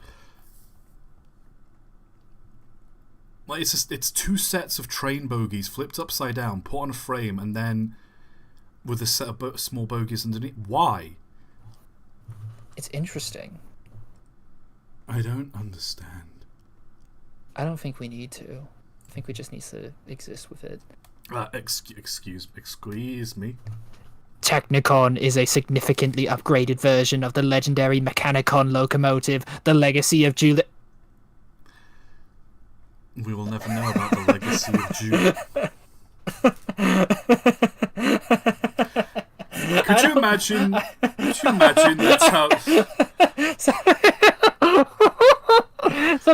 No, it's really funny. The like, all of like Technicon is a significant. It's just this. Just looking at this, like significant. This is a significantly improved version. Well, how shit was the previous one if this is improved? It's like serious sounding, like this is an upgraded version of the legendary Mechanicon locomotive. And it's just this goofy looking thing. I love that it's cut off. I love that it's cut off as well, because perfect. The legacy of Julie, like the E is cut off, because all I'm hearing in my head is just the Beatles. Hey, and then the song's just cut off. This is great. Oh, this is really great. Na na na na na na na. No, don't do that. We're gonna get copyrighted. Copyright. What's the guy? Paul McCartney's gonna come round to your house and beat you up personally. Sir Paul McCartney's going to come to my house and strangle me. Yeah. Ringo's gonna tie me to his drum kit and just keep hitting me over and over. They're gonna take me to Liverpool. No! That's somehow even worse. We're gonna... I don't know. I don't know about Liverpool. I don't know enough about it. Gonna put some concrete on your feet, throw you into the water, and we'll wait, and we'll watch you drown from the window of our yellow submarine. Boo. I was gonna make a yellow submarine joke sooner or later. Well, this thing is yellow, and it could probably go underwater. It deserves to go underwater and stay underwater. I don't want to see it anymore. Bottom of the Mariana Trench. To the ocean with you. Be gone. I sentence you to the bottom of the sea. 100-year ocean. We're gonna 100 years ocean. We're gonna drag you to the middle of the ocean. We're gonna dump you in that trench that Megatron was dumped in the Transformers films. I'm sorry, I think you mean Mechanitron? Or Mechanicon? I love that These do sound like... I've not even commented. I've not even commented on what's wrong with this engine. We've just sort of sat here and agreed that it's shit. Like, there's no redeeming qualities here. It's just shit. Someone in chat just said stop. Smiley face. I don't know if it was meant to be like a sad face or whatever, but I'm just imagining someone like listening to us and going like, stop. No. Why is this big wheel here? Sad face. I don't know what that does. Because it genuinely, it looks like a hubcap. And why has it got like this big square around it? Is to protect the train wheel, ToT. Can't you understand? That's very necessary. Oh. Horse. Hey, I heard you like horses, so we got a horse on your train. The Blood there. Red Express. Well, here's the thing is with this as well. This Golf is actually a functioning locomotive. It's got a bloody great horse on the front of it. Okay, yeah, like that's covering the smoke box, but otherwise, like if you imagine the smoke box ends like with this sort of line here, the horse on the front is purely decorative. The dome is, God knows why it needs to be so big, but but unlike a lot of these like stupid overly designed things, it actually has a tender. It actually has a cab. It's got valve gear on the cylinders. Someone's painstakingly painted like Victorian era wallpaper over it. Yeah, it's for some reason it's got Victorian wallpaper and ornate metalwork on it. But aside from that, it functions. I'm looking at this and I can't think of a mechanical reason why it wouldn't work. Like, it's not got really any internal valve gear, but like, given how simple the drawing is, if you were to present this as a mechanical drawing, it could work. I'm giving it a 7 out of 10 for haunts, but I'm deducting points for it not being red. It is very clearly black. Where's Tiason when you need? Oh yeah, because we gotta get Tiason back. We gotta get Tiason in. We gotta get the horse. This is a octopus. This is just it's just an octopus. It's just a big. Whoa. That's no train. Wait, you know how octopi can camouflage? It's camouflage as a train. Why? Why? Why? Well, why not? You know, it's just an accurate drawing of an octopus.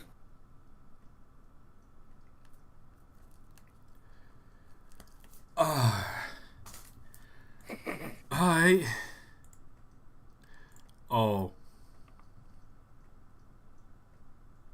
Yeah, that feels about right. Everything about this, just the derailed Amtrak train, the letter, the sign itself that says "Last Best Hope on Earth," the fact that it's written in Comic Sans. The fact that the quote isn't in quotation marks and they're misusing a square brackets here as like an attribution. That is somehow the worst thing in this photo to me. The grammar. Yeah.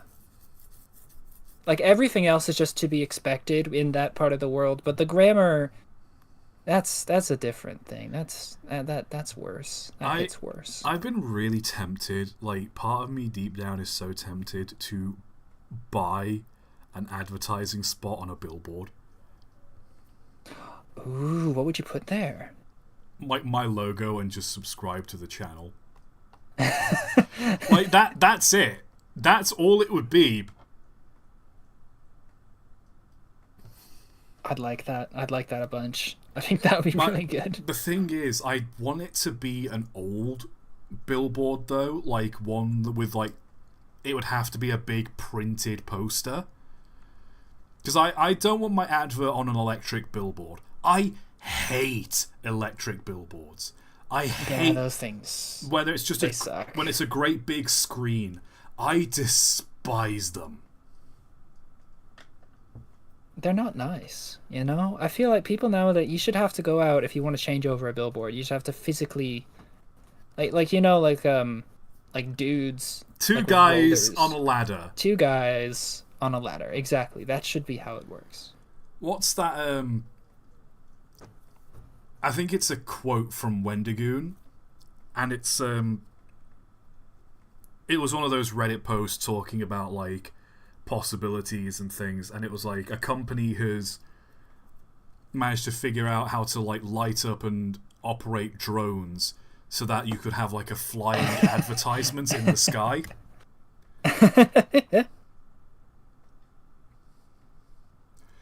Like, you could have a great big Coke advertisement flying through the sky. I know exactly what you're talking about. Yeah, and it's the Wendigoon quote where he's just like, if I look up and I see a goddamn advert flying through the air, I'm going to become radicalized.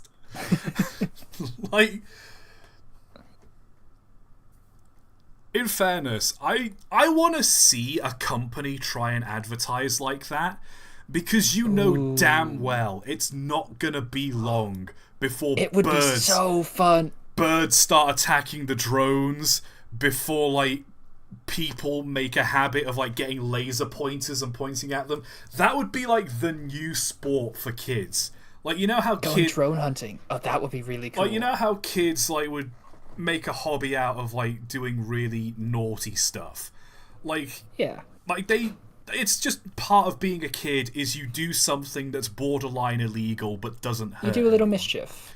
It's a little bit like you mildly vandalize something. Like, you go to the woods and you dig a big hole, or like you go. I know I was an indoor kid. Don't fucking ask me. But like that. Wait, no. That's your idea of what people do when they're outside. They just go. No, they kids. Just dig a hole for no reason and then go home. Kids specifically. No, they're not. They. Yeah, sure. Okay, yeah, that's what happens. Or, you know, they're like throwing they're like finding stuff to throw in a river, and they like find a car tire that's beside the road, and they're like, well, no one wants it, so we'll throw it in the river. Or throw rocks at stuff. Or, you know, they'll have like a water pistol, and they'll like spray water at cars as they're driving past. Like, you know, it's not probably not legal, but it's not hurting anyone. Their kids causing mischief. I feel like the next thing would be if you had like these drones flying around. I feel like kids would get laser pointers and see how many of the drones they could knock down. That would be insanely funny. It would be so funny. I hope that happens. I want to see that happen. It's the only reason why I pray that... I despise advertising. I think I've gone into... It's the only reason why you pray. I think I've gone into it on stream before. I loathe advertising. It is something that disgusts me to my core. But it is the one thing, it's the one redeeming quality I will give to the whole, like, billboard flying drone thing. Is that it will give a new generation of kids fun childhood memories of screwing with the man. Because you know there's some absolute knob over at, like, Coca-Cola or Pepsi who's in charge of the advertising department who doesn't want you to sleep at night without seeing a Coke advert. I know it would upset them to no end knowing that they've spent like 20 million advertising and all of that money is gone because kids keep sniping their drones. This was meant to be like a 2-year advertising ploy, and the drones were just destroyed. To be fair, imagine like being employed by Coca-Cola's advertising department. What the hell do you have to do? Everyone already knows what a Coke is. Like what are you? It's the reason why I love ToT so much. They don't advertise. They just sell They just sell a good product, and I buy it. I like their tea cakes. I love their chocolates. Like, I got a Coca-Cola ad on YouTube a couple days ago, and I was like, why do they even bother with advertisements anymore? They've won. They have done global, cultural victory. They've done the thing. Everyone knows what a Coke is. Like, do they really gotta put adverts up anymore? What's the point of it? What's the point of them? What's the point of any of it? It's just, like, soda sucks. Why do people drink it? I've never liked soda. Anti-soda squad. This is the anti-soda squad. I am anti-soda. I don't drink think water. Exist. Chat, if you're bubbly water is on thin fucking ice. What's on thin ice? Bubbly water? Thin fucking ice. You mean sparkling water?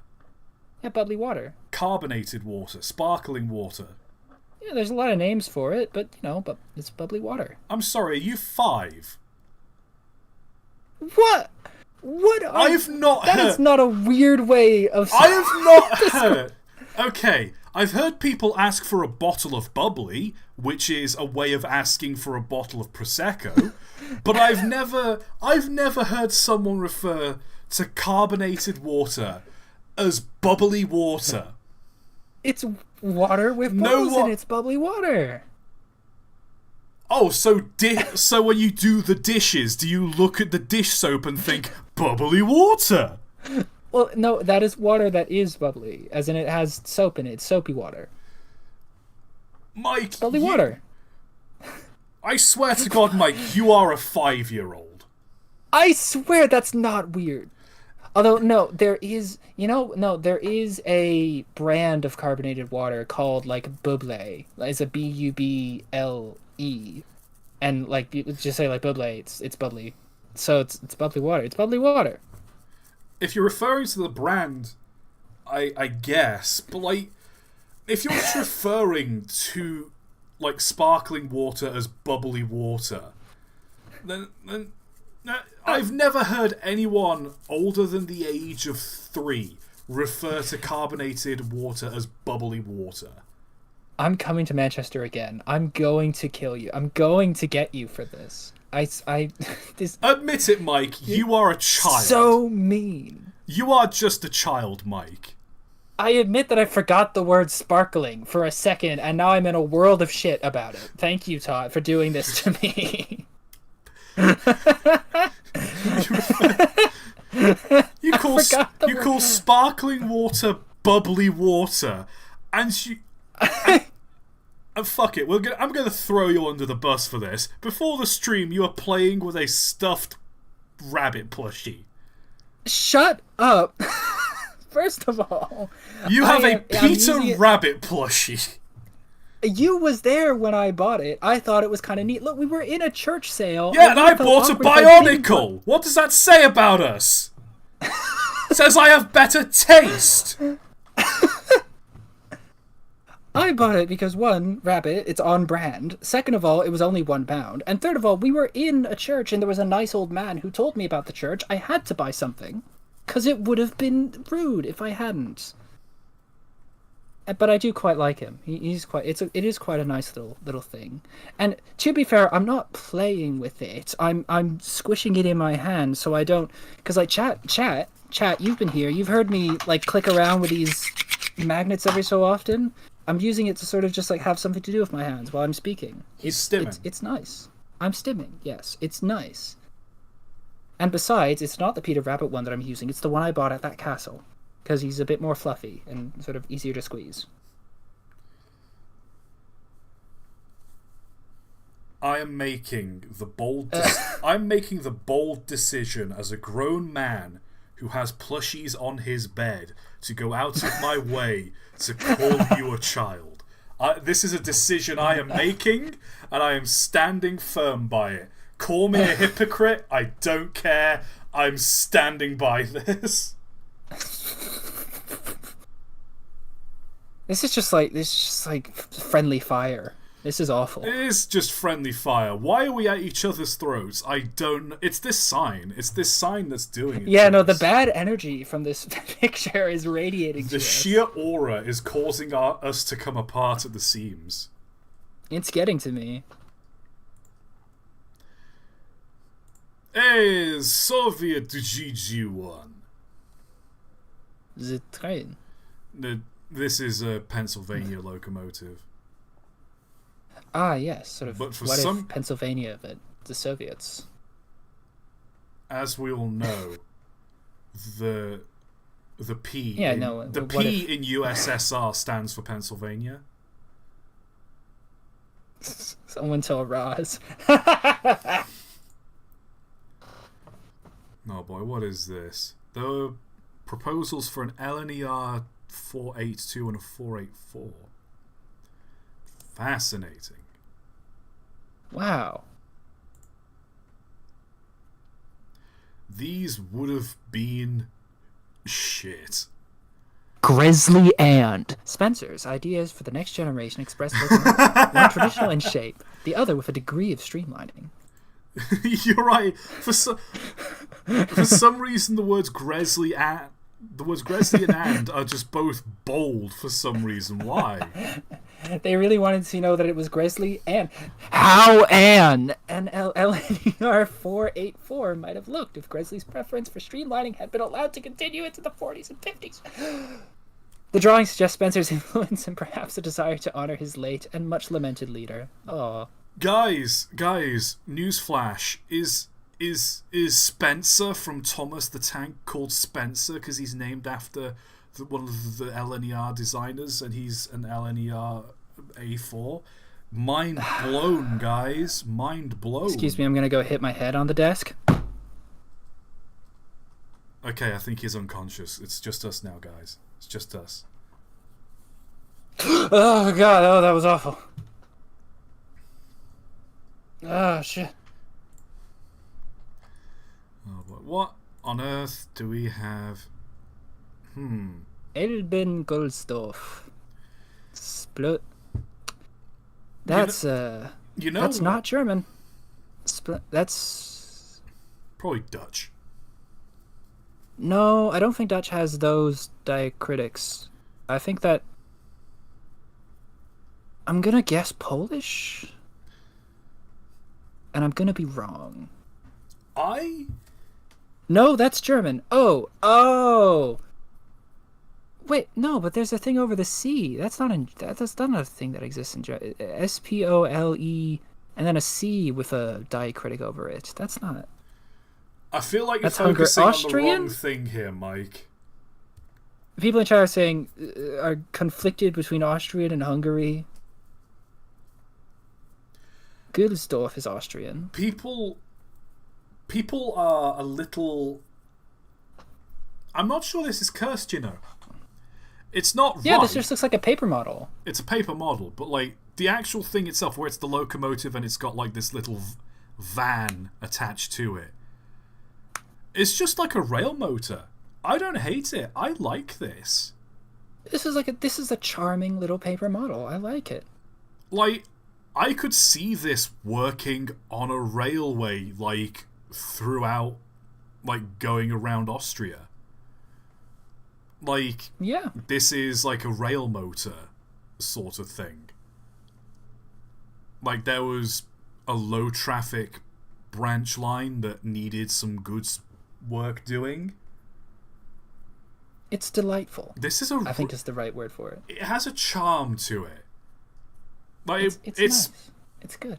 Rail motors have taught us a lot of things, and one of them is that having a steam locomotive fused with a passenger carriage or a van generally isn't good, because when one needs servicing, you have to take the other out of service, and there's not much flexibility. But other than that, like, this is really charming. I like this. This is not cursed. Also, gotta love this boat in the background that's got like the trans colours. Hell yeah, trans boat. Trans boat, guys, it's the trans boat. Impact. We love it. Bold impact. Impact font. Impact fonts at the top and bottom. Trans boat.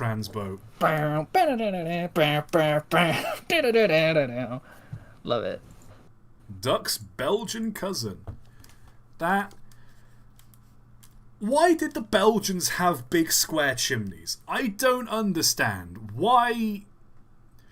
Because it looks a bit like No, I was thinking of the Netherlands. Never mind. Why? It's something specific only to Belgium as well. And like, Belgium has created a lot of very beautiful steam locomotives. Genuinely, some of the nicest looking steam locomotives I've ever seen have come out of Belgium. Why do they make the smokestack square, though? I genuinely don't understand. It's just such a bold choice. I think it's kind of neat. It looks a bit like a mansard roof, like, from like an old style house. I get it. It's they're not always ugly, but it's just a bold choice.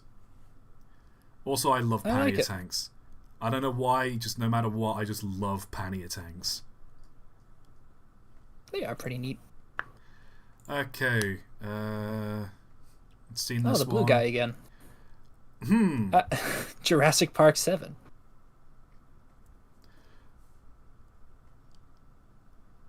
You joke, Mike, No? but it's literally Yeah, it's literally just dawned on me that the new Jurassic World film that's coming out is the 7th Jurassic Park film to be made.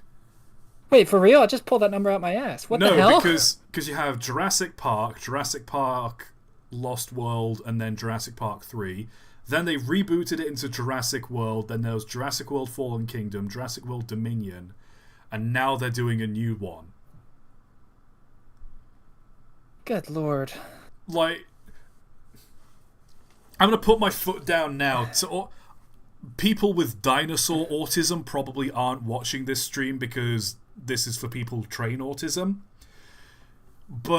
And as we know, they are sworn enemies. We are sworn enemies. But, like, for the love of God, there's only been one good Jurassic Park film, and that is Jurassic Park.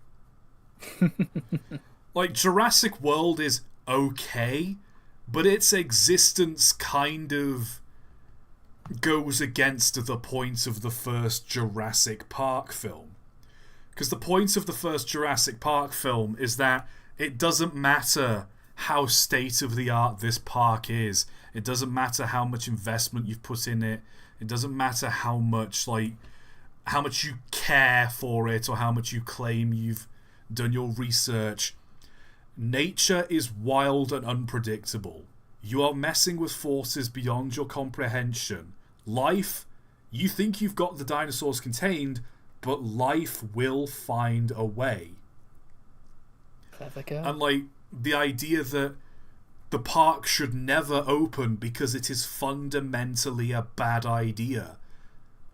It's why it was abandoned after the dinosaurs broke out, because they kind of realized, yeah, it's a bad idea. And then Jurassic World comes out and it's like, okay, but what if they actually opened the park? And it's To be fair, though, okay, if Jurassic Park in real life did exist, you'd go see it. I'd go see it. I think everyone would go see the dinosaurs. yeah, but at the same, Yeah. but again, it's missing the point that it's a bad idea. I look at bad ideas all the time.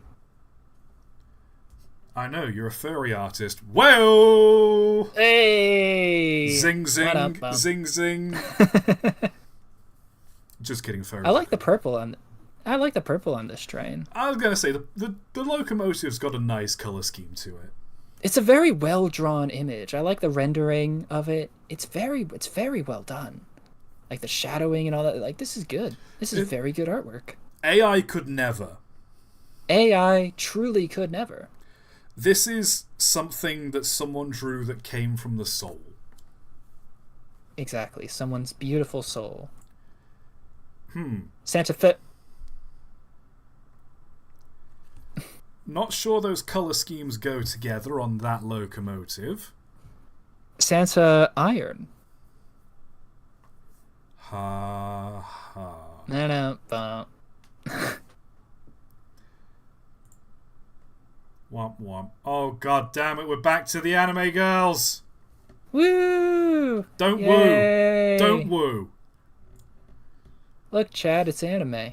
Look, it's London Underground Chan. Oh, this is cool, actually. I like this. I remember, I think it's like the Bakerloo line that still runs those trains from the 70s. That's pretty dope. I like them. I appreciate when it's not... I think we spoke about this like last time we did this with like the anthropomorphic trains, where like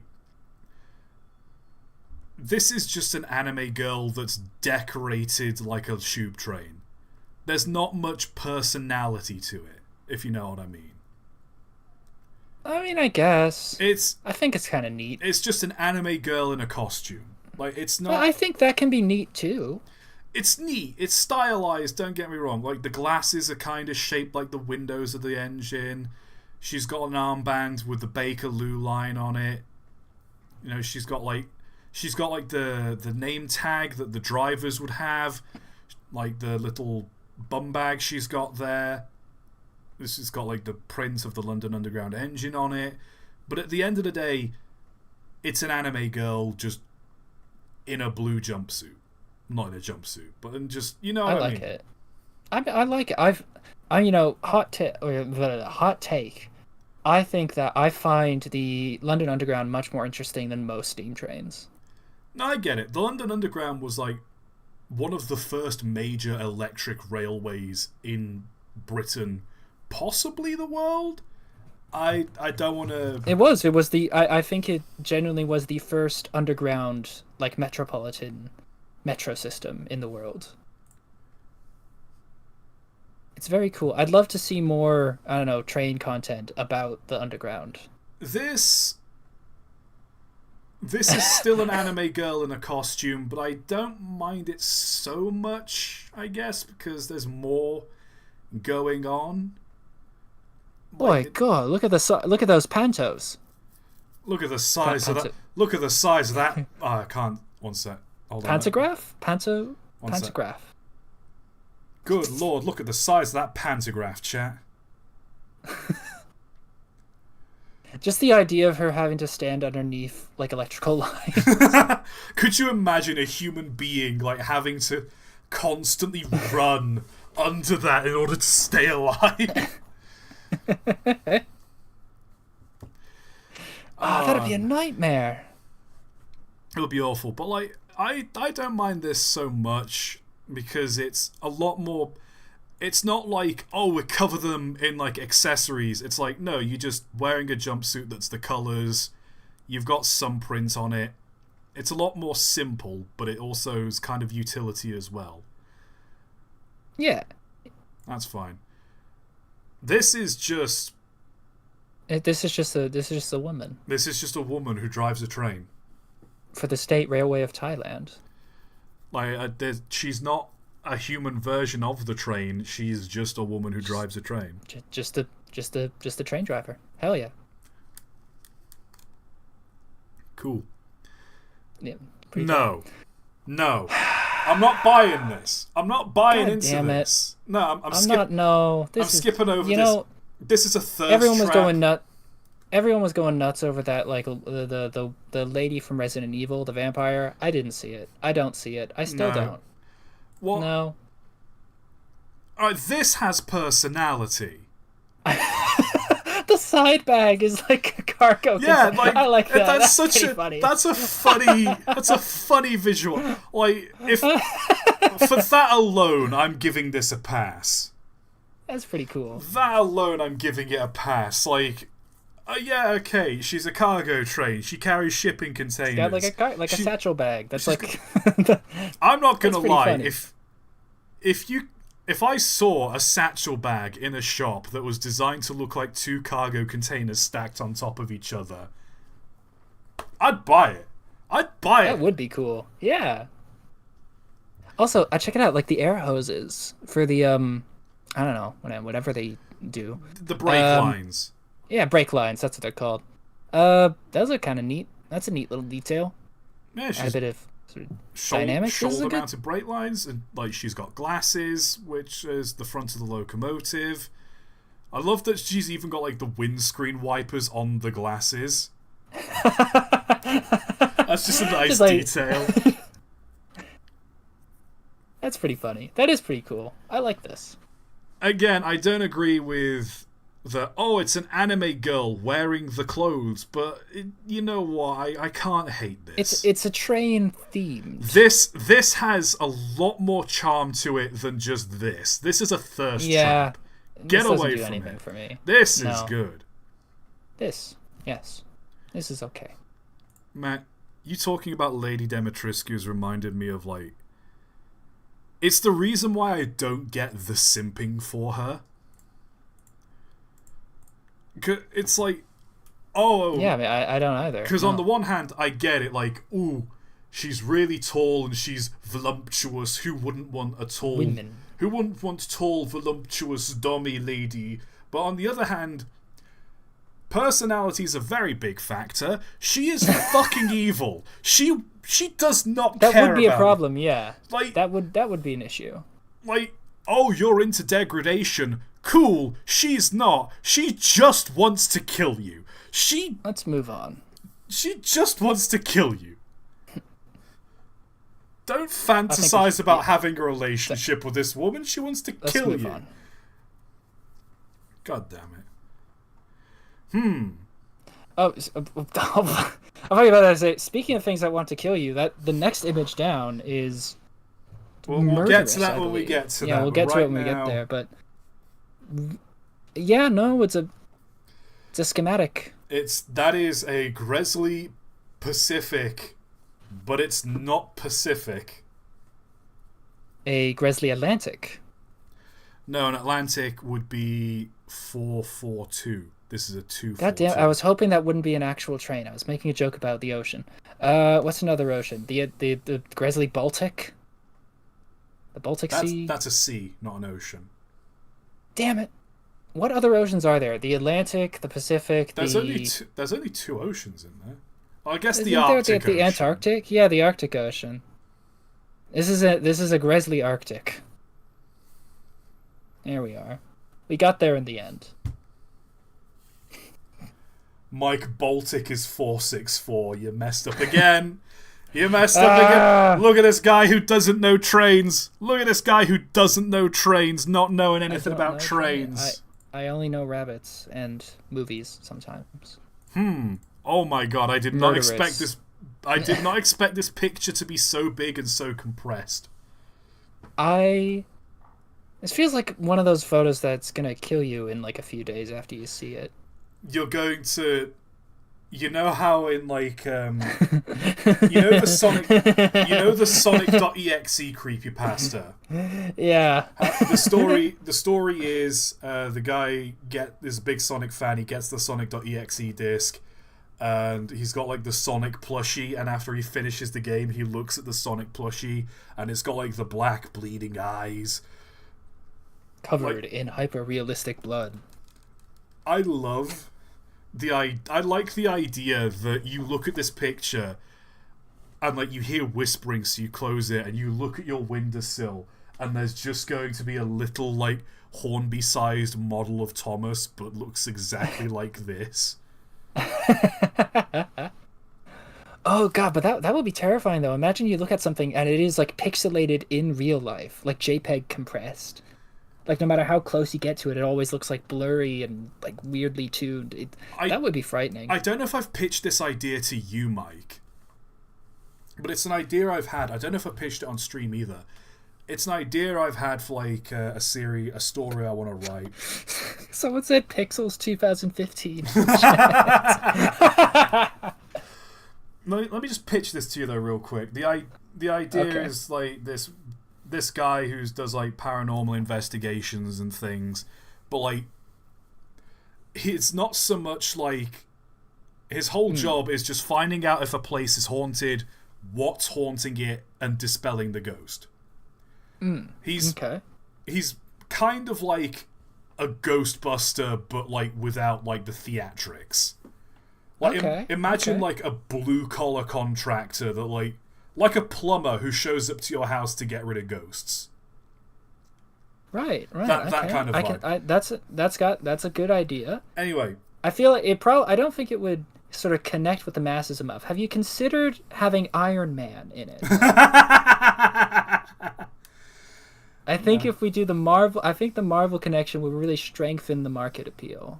Anyway, point being, in this kind of world of the story, eventually, through some horrific intervention, an angel would arrive on Earth for its own evil purposes. And the idea would be, if I were to ever film it, imagine, you know how like early AI, like those early AI videos, like you ever seen those like AI videos where it's like a frog? I have seen it. It was like it's like Google like tells it, like it takes a video of a supermarket and it tells the AI to like find faces of dogs in the thing, and then it like the video is that, and so it's like morphing and shifting and kind of weird looking. Yeah. So, but like you know those like AI pictures where it's like, here's a frog, but then like the frog has like a bunch of eyes appearing and disappearing, and a bunch of like weird, like the texture of the skin keeps changing, and like it doesn't move a foot forwards, like a foot kind of grows out of it and it moves forwards and the other foot vanishes. Like just like a weird like no, I could see that. Completely distorted in that way. Imagine like a humanoid shape that's like constantly shifting and changing like that as it's trying to like change into something some kind different. Change into some kind of physical form that can be comprehended by a human mind. Like that would be really cool to watch. Like that would be a really cool effect. Like it's stumbling and like it grabs onto a railing, and like the railing partially merges with the hand, and then it's like it kind of pulls away and it's kind of like goopy and sticks to the railing, and the railing's a little distorted from where it touched. Interesting. Like I've had this vision in my head and I've thought like, god damn, you got struck with inspiration. That would be cool. That would be such a fascinating way of depicting like an angel or an otherworldly being that we would not be able to were not meant to comprehend. Someone get like the corridor guys on the line. This kind of shit would be like right up their alley. It is the one time I think like the one very specific use for AI would be to like do weird shit like that. Yeah, you'd like rotoscope an actor moving in a weird way, and you'd have like the AI layer over the top of like try to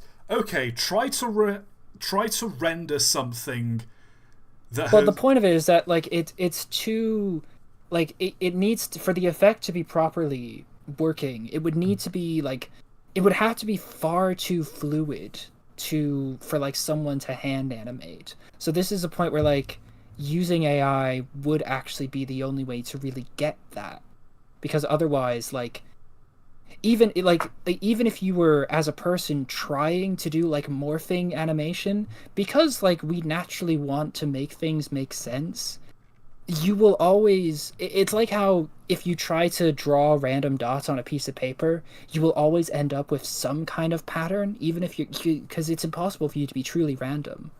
You know what I mean? Like, it's Yeah. like that. Like you'll unintentionally give too much sense to whatever you're trying to do if you're trying to animate it. You need like a machine that doesn't know how movement actually works to try and interpolate these different frames, and then like that's how you get these weird, literally inhuman looking things. It would look inhuman because it was made by a machine. That would be a genuinely good use for it, I Like, think. and you're standing like a couple meters away from it, and like you can't tell which direction it's facing. And like Yes, yeah, because it's like so weird. it's walking, and it kind of stops walking, and then it like starts like it's walking forwards, then it starts walking to the left, but like it's not turned its body has just kind of started walking to the left, and it's weirdly just sort of, like, reshaped itself to move that way. That would be cool. Like, I know, it's just a very clear, vivid image I've got in my head of just this really messed up, distorted being. It's like a neat effect. I like it. It's just seeing. Anyways, Thomas. Seeing this is kind of just, I don't know. It's just fired the neurons. Oh boy. Oh, it's Remember this guy? It's a car train, and what? Huh. This is a very bold choice. I don't know what to think about this, man. I don't hate it, but I'm not sure I like it. Like, I'm a sucker for like these old school cars. Like, I'm a sucker for like the 20s and 30s sort of style, like kind of pre-Art Deco, but getting there. The sort of like the streamlining of it, like the way, like the splashes kind of curve and swerve, like bend down into like little foot, like the running board here for you to step out on. Like the way the cab is sort of shaped like this, with like the very flat plate glass window. I'm a sucker for cars like this, and this looks really nice. The boiler's just weird.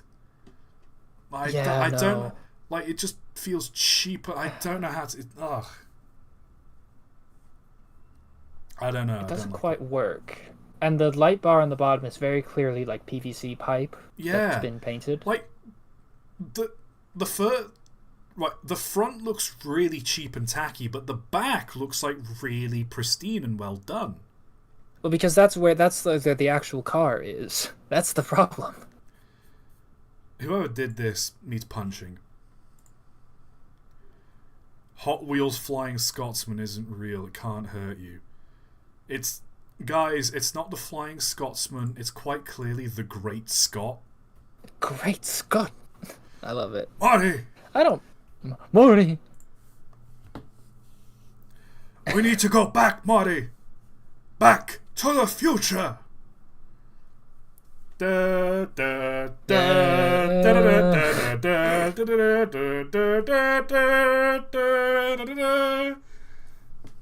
think it was like Red Letter Media in their video about Back to the Future a while ago said that whenever they remake Back to the Future, because eventually they will once Robert Zemeckis dies, they're going to use a Cybertruck in place of a DeLorean. And that's going to be upsetting. It will be. I hope Robert Zemeckis has something in like his contracts where like permission to make a sequel of his movies has to be granted from his kids, and his kids understand the assignment and say, no, you can't make another movie. Like, please, I want there to just be like one director or like the family of one director who flat out say, yeah, no, he said no, we're saying no. Just no. Like, Robert Zemeckis, I've said it before and I'll say it again, Robert Zemeckis has kind of... is one of those directors that, for me personally, has kind of fell off since the early 2000s. What has he done? It's like... Recently he did The Witches.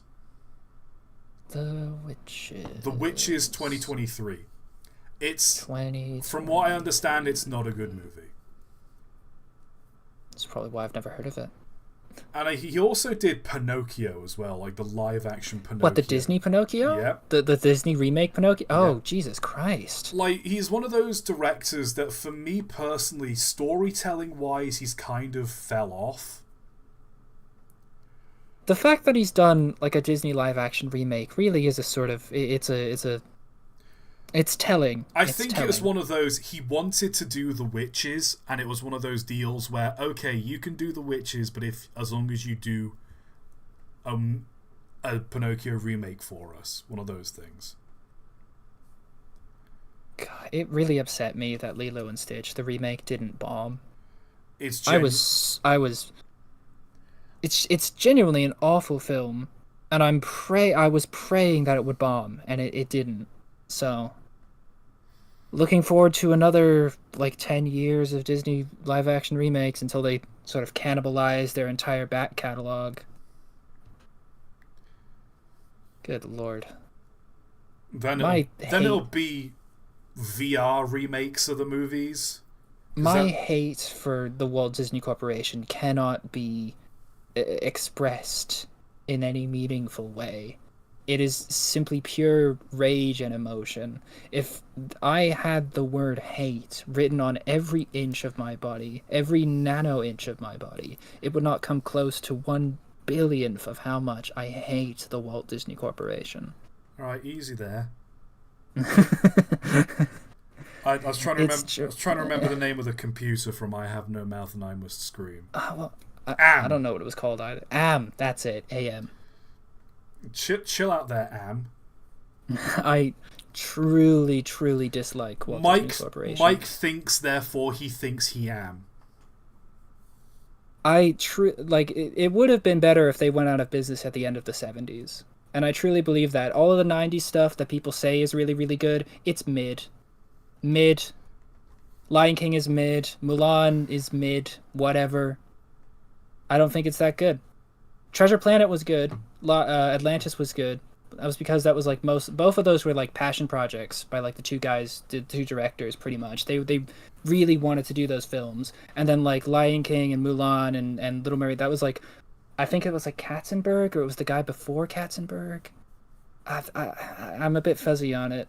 But no, most of what they've made is terrible. After 1980, I think, is the cutoff, because that's really, when you think about it, I might be biased because I used to watch Oliver and Company a lot as a kid. I really loved that movie. Oliver and Company feels like the beginning of into the 1980s and 90s Disney crap. It's just enough. So I don't know. I'm rambling. Let's move on. I do kind of get your point. Do you know the one thing that I hate the most? Disney adults. Yeah, I mean, I'm not gonna. I generally don't try to enjoy what you enjoy. That's fine. I don't try to judge people for being big fans of stuff. But I just feel it's because you're so blinded by nostalgia. It's that they're being used. It's exactly what Disney wanted. They wanted people to be oh, I watched this as a kid. Oh, I love this thing. It's you've been manipulated. It's sad to see. I mean, I'm not gonna make a fuss about it, but man, it's unfortunate. It's an unfortunate byproduct of the capitalist consumerist culture that we live in and the hegemony of that system of Did you say hegemony? Economics. Well, yeah, the homogeny.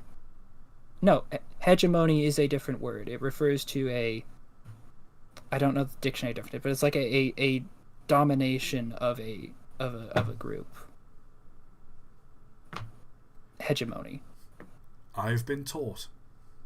Yeah. And I've been Mike, and this has been Train of Thought. God damn it. Thank you for tuning into the stream. Oh, look at that. Oh, having a little drink. You're thirsty. My cat having a little drink from the water bowl. He's just thirsty. Slurp, slurp, slurp. That one thread where it's all like just the dog noises making noises.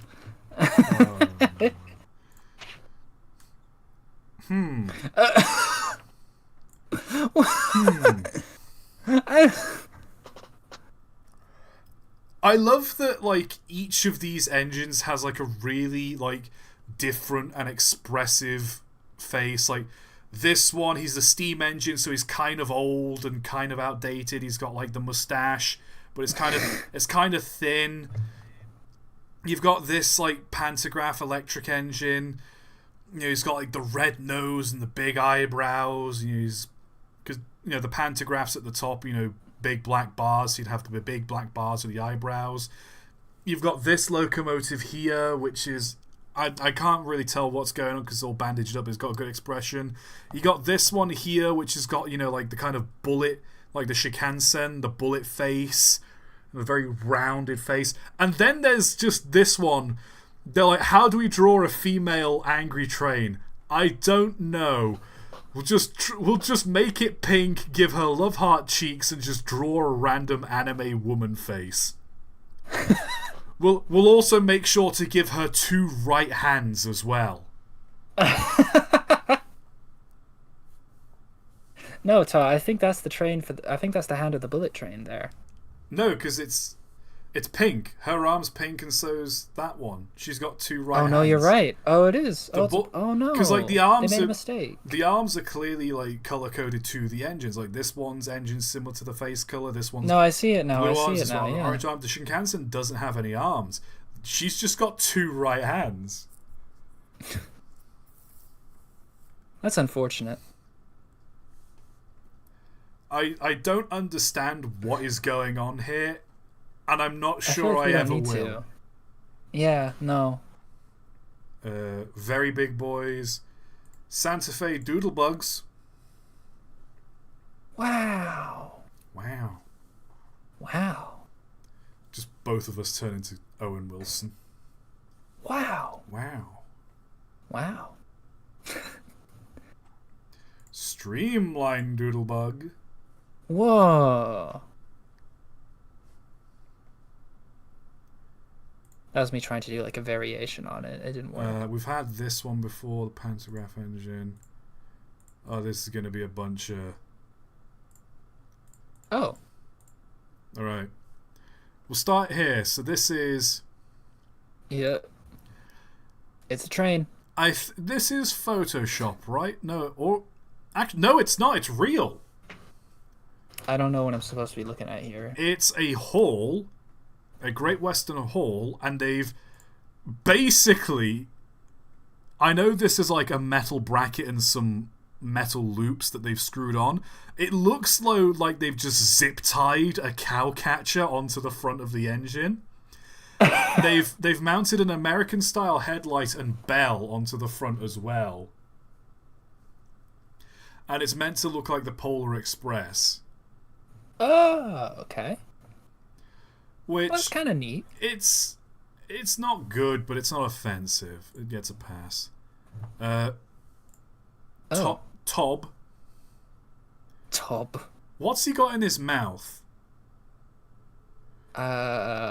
He's storing coal for the winter. God damn it. That's what it looks like, though. He's just got like, he's chewing a sweet. He's storing. He's like coal. scurrying around like a squirrel. You're getting coal off the ground. Oh.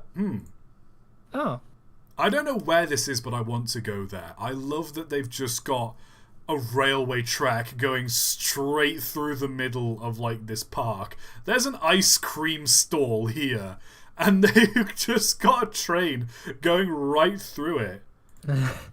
I don't know where that is, but I want to go there. Pat, I've still been meaning to do a video on Pat, but I can't get enough information. Because I always...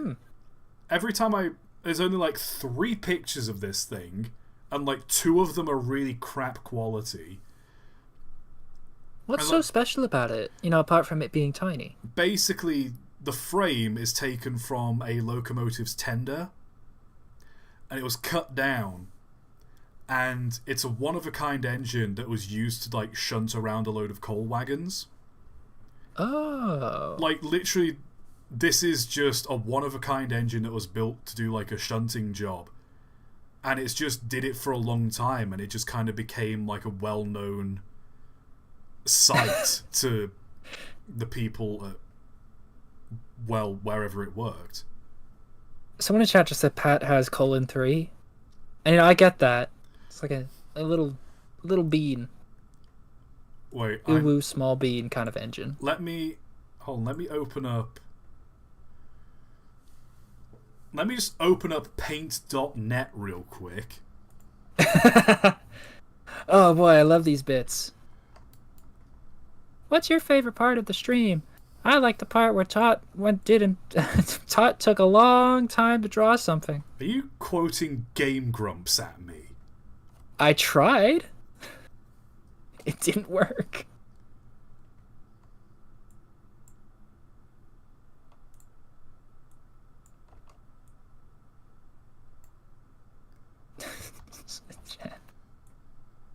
This is nice, though. This is a nice little train.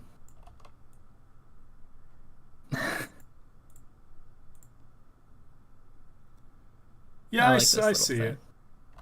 Yeah. One sec. I'm gonna have to do this properly. I'm gonna bust out, like, the perspective tools and everything. To do this properly. Oh, I could hear myself on the stream for a second. That was a little mistake. Sorry. I was trying to look at the actual stream video. We all make mistakes in the heat of passion. It's okay. Have I played Deltarune Chapter 3? Not yet. So don't no spoilers, please. Oh, I haven't done that yet. I've completed both chapters 3 and 4. No spoilers, please. Thank you. Mike, they're so good. Play them. I need to look. Okay, I just finished a commission today, so I have money now. I'll buy it today. Oh, Mike, it's so good. I'm gonna play it. God damn it! Where's? There we go. Perspective. This is what I'm after. ToT's doing some hardcore art right here. I want horizontal. He got that horizontal. Did we got that vertical though? Oh, you know it. God damn. I don't know what that means, but it means something. It means something. I think that's like basketball. I'm just imagining you like dunking like LeBron James or whatever. Shoot some b-ball outside of school and a couple of guys who are up to no good started making trouble in my neighborhood. I got that's Will Smith. That's a different guy, ToT. We've been over this. Got in one little fight and my mom got scared. She says, "You're moving with your auntie and uncle to Bel Air."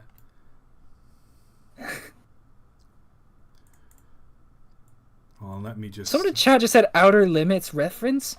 You mean the show from the 60s? Outer Limits? Wow. I mean, maybe? I've been meaning to watch it. I've got the entirety of The Twilight Zone from like the 50s with Rod Sterling legally acquired on my hard drive right now. It's on a hard drive. That's how you know it's legally acquired. Exactly. Yes, I should watch The Outer Limits. That seems kind of cool. Okay, wait, and then... Hold on, let me just erase this part because the buffer is there and I want it to look... Oh, yes. I thought Outer Limits was a 90s ripoff of The Twilight Zone. Outer Limits! That's a very different kind of show. This was probably not worth it. Let me just save this as PNG. Osher Limits is the furry version. That's pretty funny. That would be kind of neat.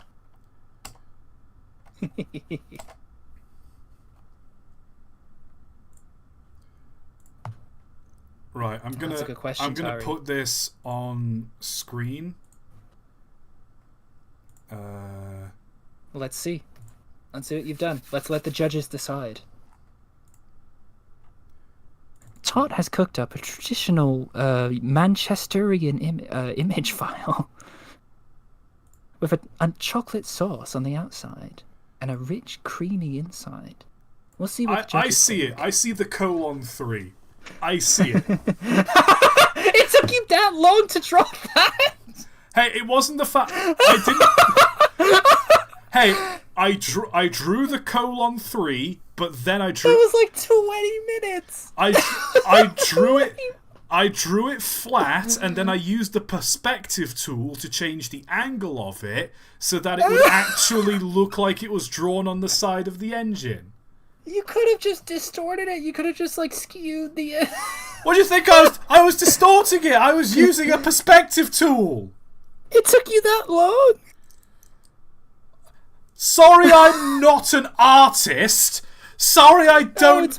Sorry, the only thing I have to draw with is my mouse. I'm sorry, no, it's just really funny that it was like 15 minutes and it's just like the tiny little edit. That's really funny.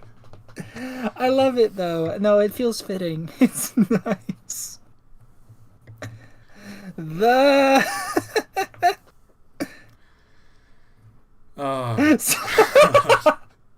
that just?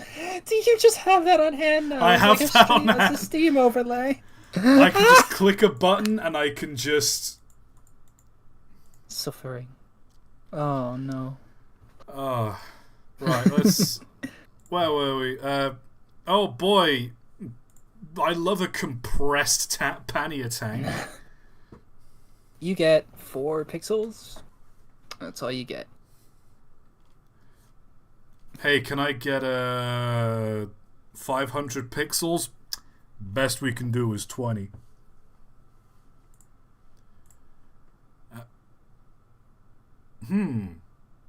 Hold on. What? Hold on a second. Wait a minute. The smoke. That's not. Did the guy who was installing the smoke deflectors just get really frustrated? He couldn't fix them to the side, and so he just took a mighty swing and just embedded them in the smoke box.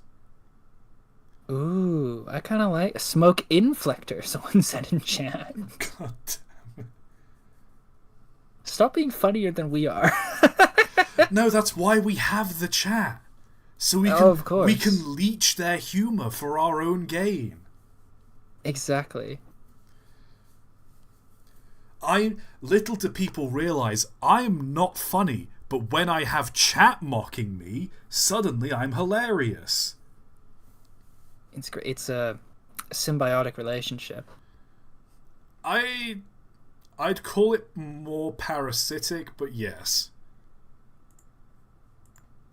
I'll leave it up to the imagination of whom is parasiting off of whom.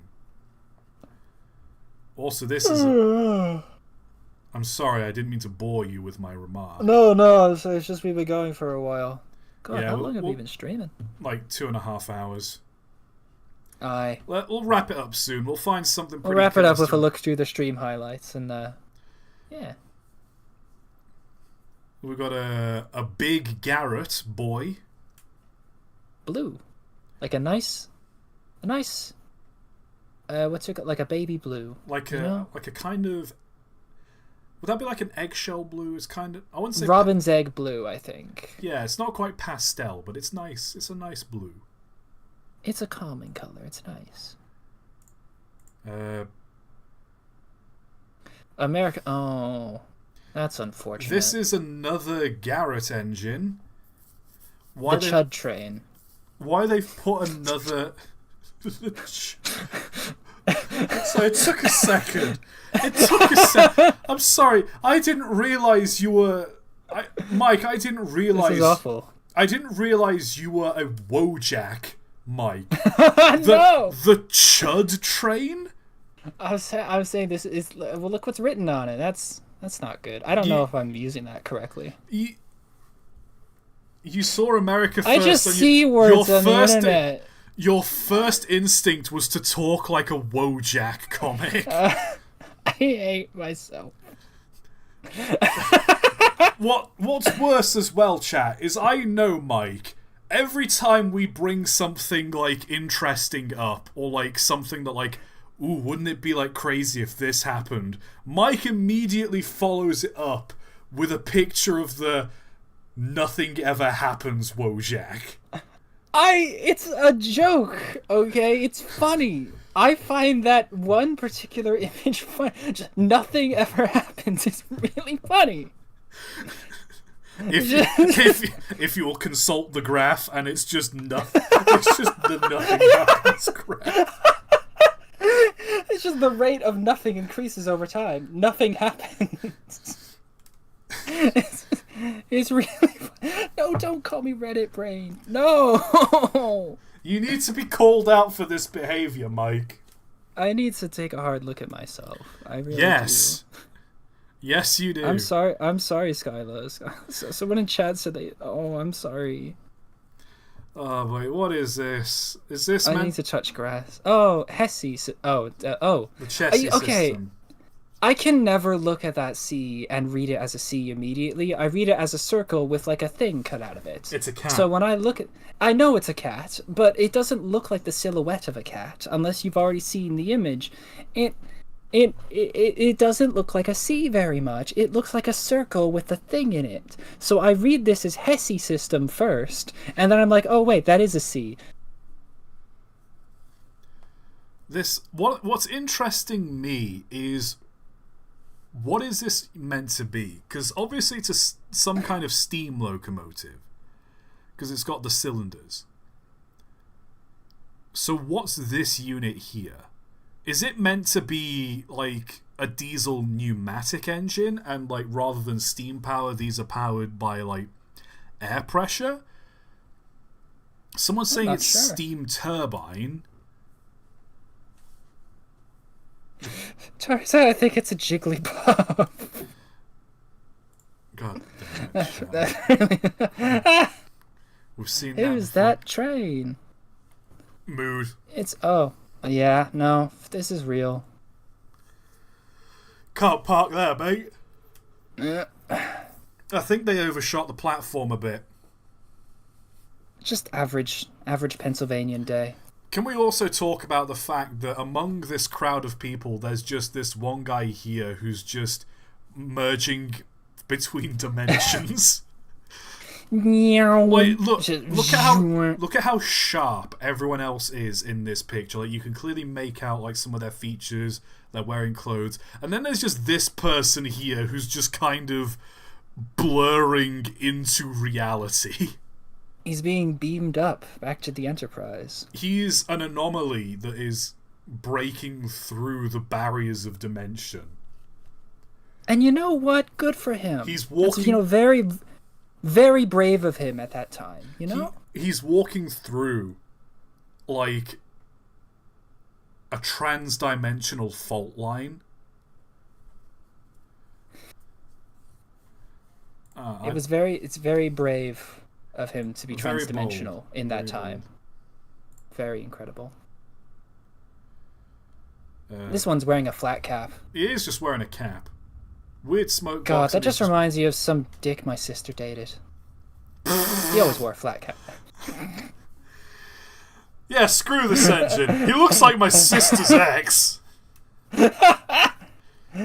I don't know what the name of this engine is because I can't quite make out the nameplate. But from now on, LMS 6161 will be known as Mike's sister's ex. Peaky steamer. By order of the Peaky Steamers. You want some You bloody want some? Big boy with the wrong wheels. Big boy with even bigger wheels. Rail motor. Excuse me. Oh. It's dumb Okay. because you know the Great Western has tried this at one point. What's throwing me is that, okay, this wheel has a counterbalance on it because presumably, like, you know, the cylinders, they need the counterbalance to work properly. Why do these wheels have counterbalances? You know, sometimes you just kind of get enthusiastic and you sort of like you just At kinda, you want to speed, have this them. carriage is going to constantly go up and down. Hell yeah. Turn my I think that traction would be engine cool. into a steam engine. Oh. Wow. It's not unheard of to turn traction engines into, like, railway locomotives, but this conversion upsets me.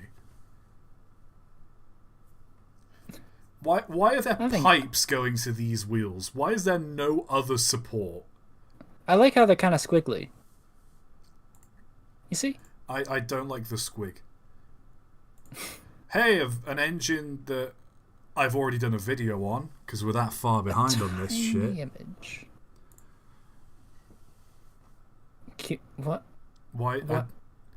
Quick, Why someone QR scan codes? these QR codes and get a virus on your phone. Yeah, this is actually just a ploy to install like ghost crypto miners on everyone's computers. Just scan it. You'll scan it, please. I need you guys to mine Bitcoin for me. I need you guys to mine meme coin. Oh, it's a link to a Rickroll. Okay, whatever. He's hiding. Why are the buffers so big? Like, this is this is a fantastic model of a bullied Pacific made out of Lego. Why are the buffers so big? Good heavens. I want this Lego set. Someone buy me this Lego set. This is a threat. Buy me this Lego set. Oh no. Oh no. It's the creepypasta. It's the Sonic.exe Thomas and the Magic Railroad train. Woo. Train.exe. Ooh, I hope you don't I should probably stop doing that. Someone's gonna have no, that's... Whoever made this looks bad, and you should feel bad. I think it's kind of fun. In a sort of like... Goofed up livery we've had. Goofed up livery. We've seen this before. Me when I need some goofed up books, I go up to the goofed up livery. Excuse me. Why?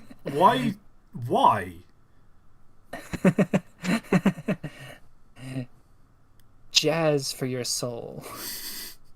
Jazz heals the soul. This is... I appreciate this as something someone has just welded together. There's like... You've got bearings of the wheels. It's clearly made out of a bunch of parts. As an artistic piece, sure, but I hate it. I was about to say let's finish on this, but it's just a locomotive with a wrong livery.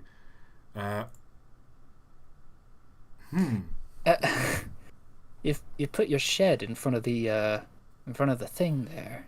It's okay. He's currently watching. He's currently watching the sensational movie Pluto Nash in 3D. He's watching the Minecraft parkour movie. Yeah, he's just got a bunch of like Minecraft parkour TikToks on there. He's just keeping him entertained while he's being called up.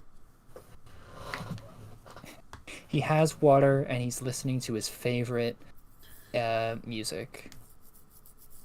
The AC is on, he's got water, and he's got listening to his favorite music. I love that meme.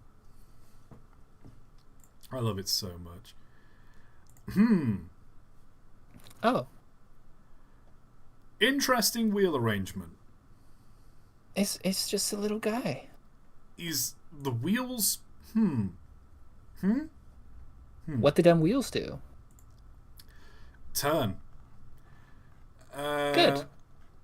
No, you are clicking on that. Excuse me. Hold on a second. It's the climbing. What? The With hacken locomotive gimps. I love it. I think that's beautiful. Actually, This is something out of Dr. Seuss novel. This is something out of like an unusual Franco-Belgian animated film. I know I've said this before, but sometimes things do look like that, and this looks like that. You know, like a kind of fantasy sort of unusual type thing. You know, this looks like something you'd see out of like a European animated film that's been dubbed over in English. Poorly. That's what this is. Poorly dubbed over in English, but it's like more popular in its home country, and like the English release is just kind of like an afterthought because it doesn't need it really. Interesting. I like it. A lot of wheels. Well, they say more wheels, more good. Sure. Right, let's have a look at these Lego sets and we'll end it here. Fake Lego set? How could they? I mean, considering it's like fake Lego, if you want to make a train, I've seen worse Lego sets that are meant to look like a train. This is passable. Considering like the kind of pieces Lego had to work with at this point, like looking at how old this is, that looks fine. That Bricko play. Why'd you give it eyes? Why'd you give it eyes is the question. Brickoplay.etsy.com. Why did you grant unto this? Why did you gave it life. Why did you put a shallow facsimile of the human soul into this entity that knows only pain? Oh my god, no. Just think of like... No. Just no. I don't like the Brickoplay logo there. It looks like something from like a mascot horror game. It looks like something from Garten of Banban. Yes, that's what I was thinking. Holy shit. Brickoplay. That you watch, that's going to be the next goddamn mascot horror thing. And it turns out that every single brick is infused with the soul of a dead child, which is why they come to life. Every individual brick has a different child. You watch, like, that's going to be 2,000. That's going to be like 2,000 pieces in one Lego set. They just had to massacre an orphanage just to make a single Lego train set. Some guy on the factory floor is just looking over the product. Like, I don't think this is a sustainable business model. I feel like it would be easier if we just used normal plastic. Just like, meanwhile, the boss is there commissioning the next orphan crushing machine. The guy running it's like, yeah, well, I know I run the orphan crushing machine, but I'm just an employee. There's nothing I can do about it. Standing next to the button labeled "Crush Orphans" on the orphan crushing machine. Man. Yeah, no, there's nothing I can do. I'm getting paid, so I'm not responsible for any of this. I've been over this before, and we're all agreeing. I hate mascot horror, and the main reason why is because it's kind of like taken a lot of surprise twists out of what have been interesting build-ups for games. I think what's interesting is you're starting to see people kind of play with that expectation now. Like with ARGs and stuff, like where people know that mascot horror is like a known thing. People are sort of like doing interesting stuff with it. I think it's coming back around to being interesting again, because people are like using it more effectively. I just miss like horror games having an actual fun twist. Like, I don't know if you guys watch Markiplier that much. He played a game like a couple weeks ago called Thunderhead. And spoiler warning, skip to like 5 minutes ahead once I've explained this. Watch the video, it's a good game. ToT, they can't skip ahead, it's a live stream. Well, tune out then. I don't give a shit. Leave the Everyone stream. who doesn't want to be spoiled, just disassociate for a couple minutes. Yeah. Just like kind of like stare off into space. The plot of the game is that it's a very short, simple game. The idea is you're just a milkman, and you drive into the town of Thunderhead, and you just go from house to house delivering orange juice and milk. And as you arrive in the town, it's a very small town, and you find the place is deserted. And you keep getting these little snippets of information where it's like, due to recent unholy activity in the town, make sure your house has at least 3 crosses on the outside. You salt all your doors and windows every night. Like, stuff like that. It's giving the townspeople instructions to do that. Failure to do any of this will mean you are not safe. Do not open any of the windows if you hear the sound of a loved one outside. Like, it's just one of those things where, okay, you're building this up. You arrive at the church, and it's like, it's not nighttime, it's like early morning. The sky is kind of grey, you can see everything. You arrive at the church, and the priest has left a note saying, if you find this note, that means we've gone to confront the witch that lives in the hill. Because overnight, a hill has appeared in the graveyard and a witch supposedly lives in it that's been hexing the town. And they've decided enough is enough. Oh. The priest has rallied a whole bunch of townspeople together, and the Vatican don't believe him. Like every other preacher he's told don't believe there's a witch living in the hill. And they're like, okay, this hill that's appeared in the graveyard overnight, there's a witch living in it. We're going to rally the townspeople together, and we're going to drive her out once and for all. If for some reason we don't make it back, I've brought a tape recorder with me to record us fighting this witch. The idea then that there is actual solid proof to There's take evidence, there's proof to take to the Vatican so they can actually deal with this. I do like the idea though that if they did manage to like have a cool Marvel battle against the witch, that like they just have like a fucking video of it, they'd be uploading that shit to YouTube. They'd be like, yo, check this shit out. Witch fight. And so eventually you head over to the graveyard, you arrive at this like at the base of this small hill. When you pick up the tape recorder, the ground starts shaking. Major spoilers now. The ground starts shaking, the hill starts growing, and suddenly the earth falls off. A fucking UFO comes out of the ground. And and like the deep rumbling of it like slowly rising into the sky. And it's like, that is a brilliant twist. Aliens. Like, because that raises questions of like, oh, so it's not been a witch hexing people, it's been an alien abducting people. That's the reason people have been going missing. The people have been following all this superstitious stuff and it's not been working because, of course it hasn't. It's aliens. It doesn't apply to them. And so... And then you just have to sprint to your van and just floor it as this UFO slowly starts pursuing you. And it's like, that is a brilliant twist. Like, don't get me wrong, it's a short horror game, so it's not that incredible in the long run. But like, all the build up and you think you're going to confront a witch, and then suddenly it's aliens. Someone in chat just said, I hope they still contact the Vatican about the aliens. Me yeah, too. I feel like that's something they might want to know about that.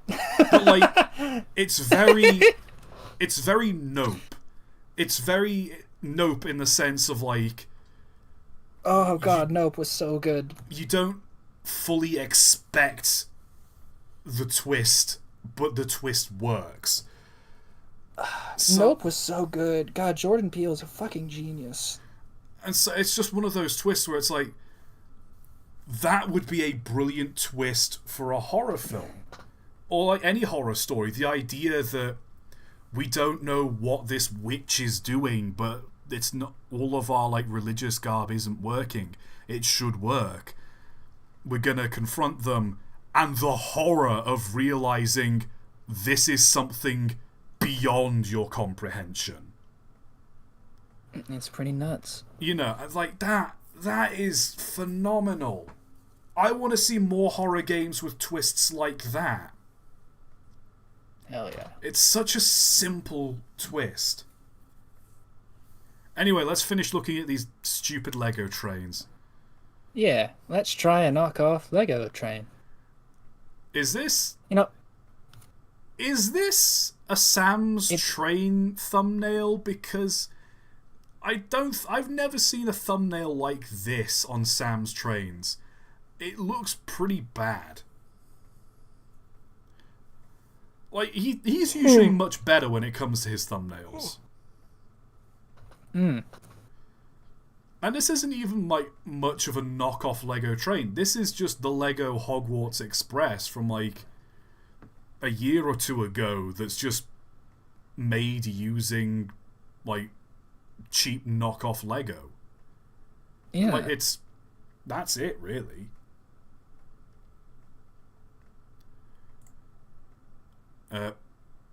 Train. Just this train on it. What does that say? Enlighten, and then some Chinese characters, it seems. Well, as we know, if this has come from China, as we all know, China is a very enlightened country, so surely we should use their enlightened products. Derwent Grange. Also, I want to note something. Why does it look like... Is this wagon here...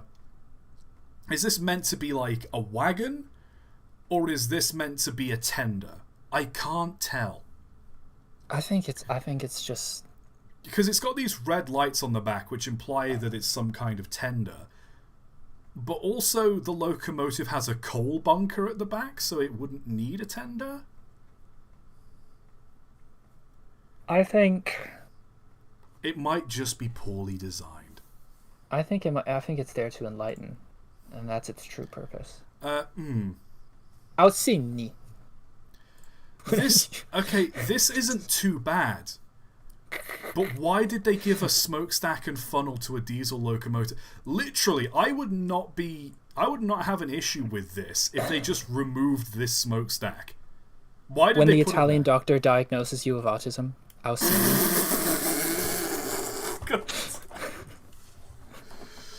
Oh, Mike, I'll see me.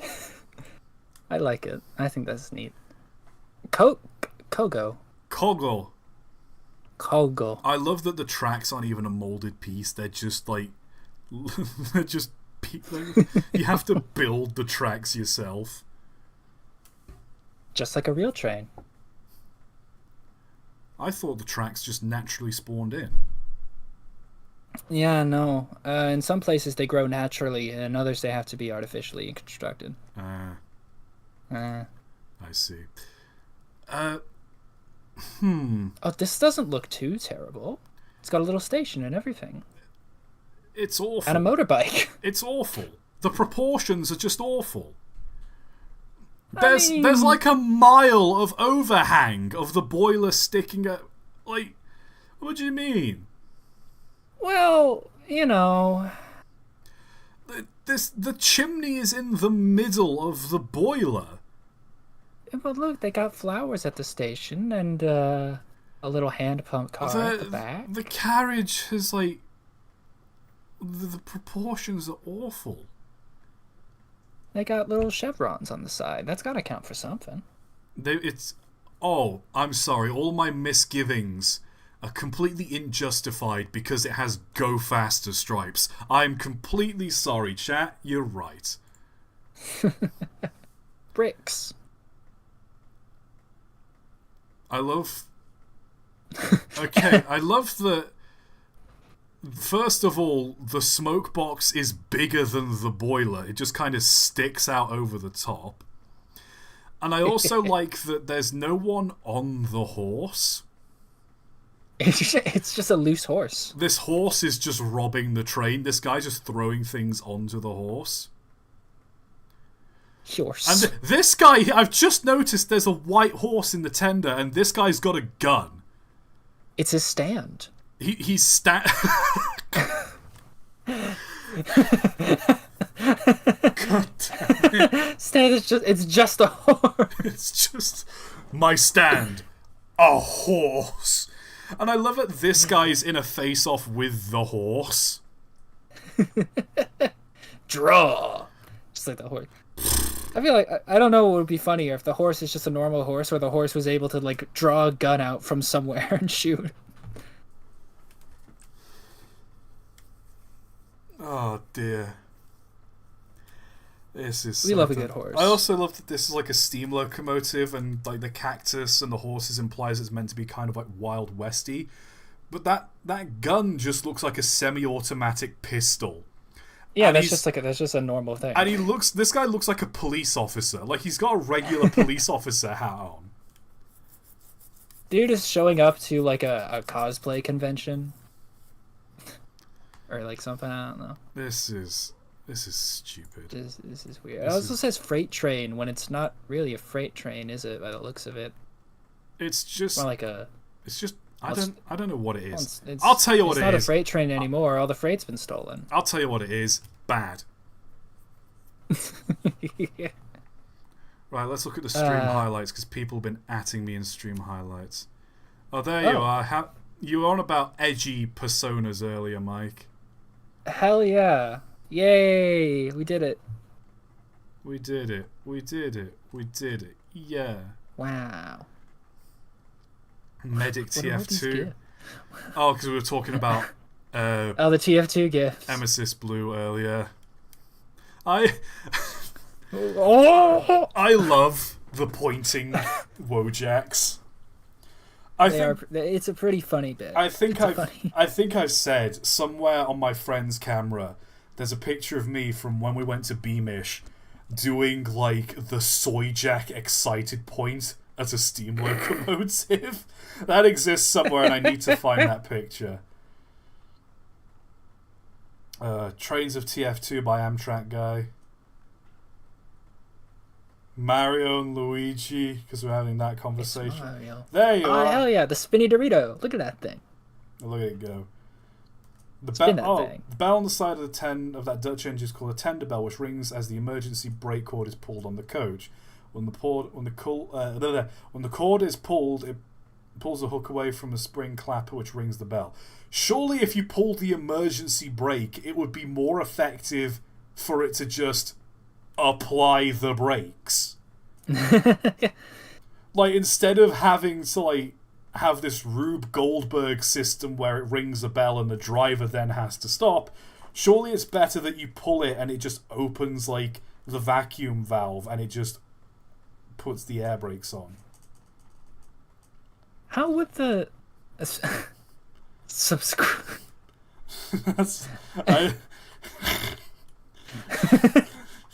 I love it.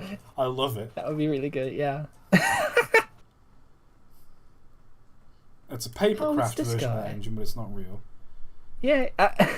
Oh, it's you as Luigi and me just... That's so perfect. I was saying to Mike the other day, I love that furries always seem to nail the concerned expression. No matter what animal it is, if you draw them as a furry with a concerned face, it looks perfect every time. And this is no different. I'm gonna have to save this picture and just crop out the face alone so it can be an emote on the server. I love it. Just oh my god, thank you so much. This is the amazing. best thing I've ever seen. I love it. I love as well, just like... I don't want to bash this person's art skills. I love how brilliantly like drawn Mike is.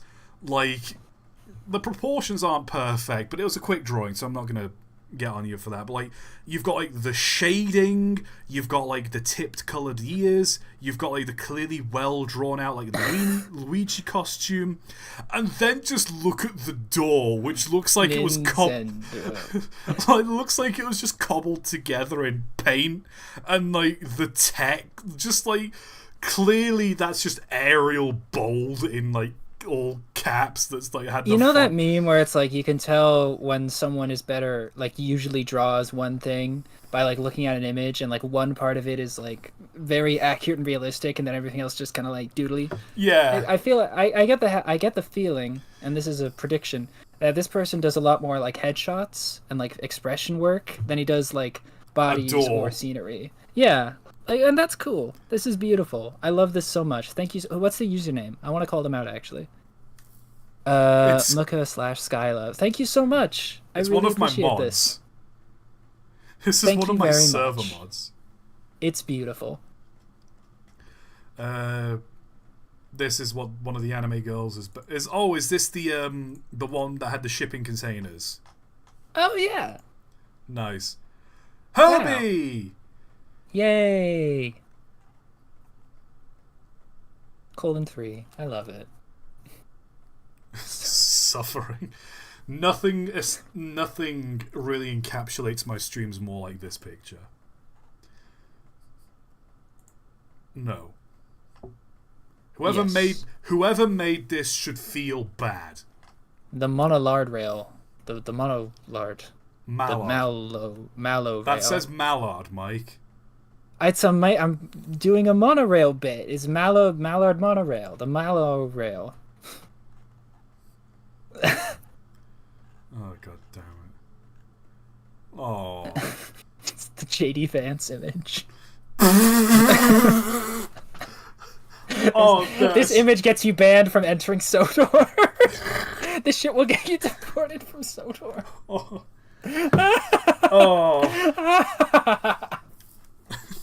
Damn it. We said we weren't going to make it political, and here we are. It's really funny. Gordon does not seem to agree. I don't care what he says. Meteor suplex. You ever just suplex a train and do 570 damage? Oh, man. Mike's sister's ex train sonar. You know what? He looked exactly like that. As an accurate representation. Well, now we know. Well done, Mike. You just doxed your sister's ex. Oh, I don't mind. He was an asshole. He was just a total tool. Oh, hey, it's Henry going into a tunnel.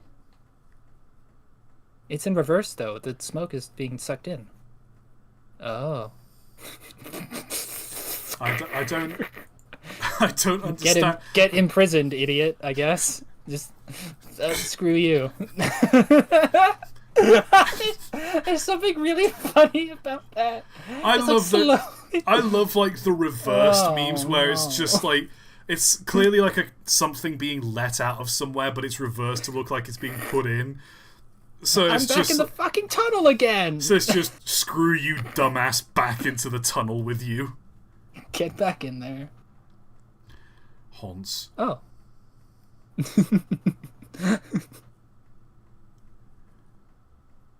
Gently place Juan. Oh. Mood. Moss. Moss, my beloved. I love Moss. Oh yeah, Mike. I don't know if you've played through chapters 1 and 2 of Deltarune recently. Oh, is that a meme? Don't tell me. Don't fucking tell me. I'm gonna play it. You gotta eat the moss, man. I'm gonna, okay? It's fine. I'll get to it. Oh. Here comes the cat. Wow. I think something's gone wrong. I think there's been a texturing error there. There's, I am not exactly sure what's happened. Guys, no, you don't get it. This is SOTOR Fallout. Guys, you don't get it. It's meant to look fucked up and edgy. That is exactly how he sounded.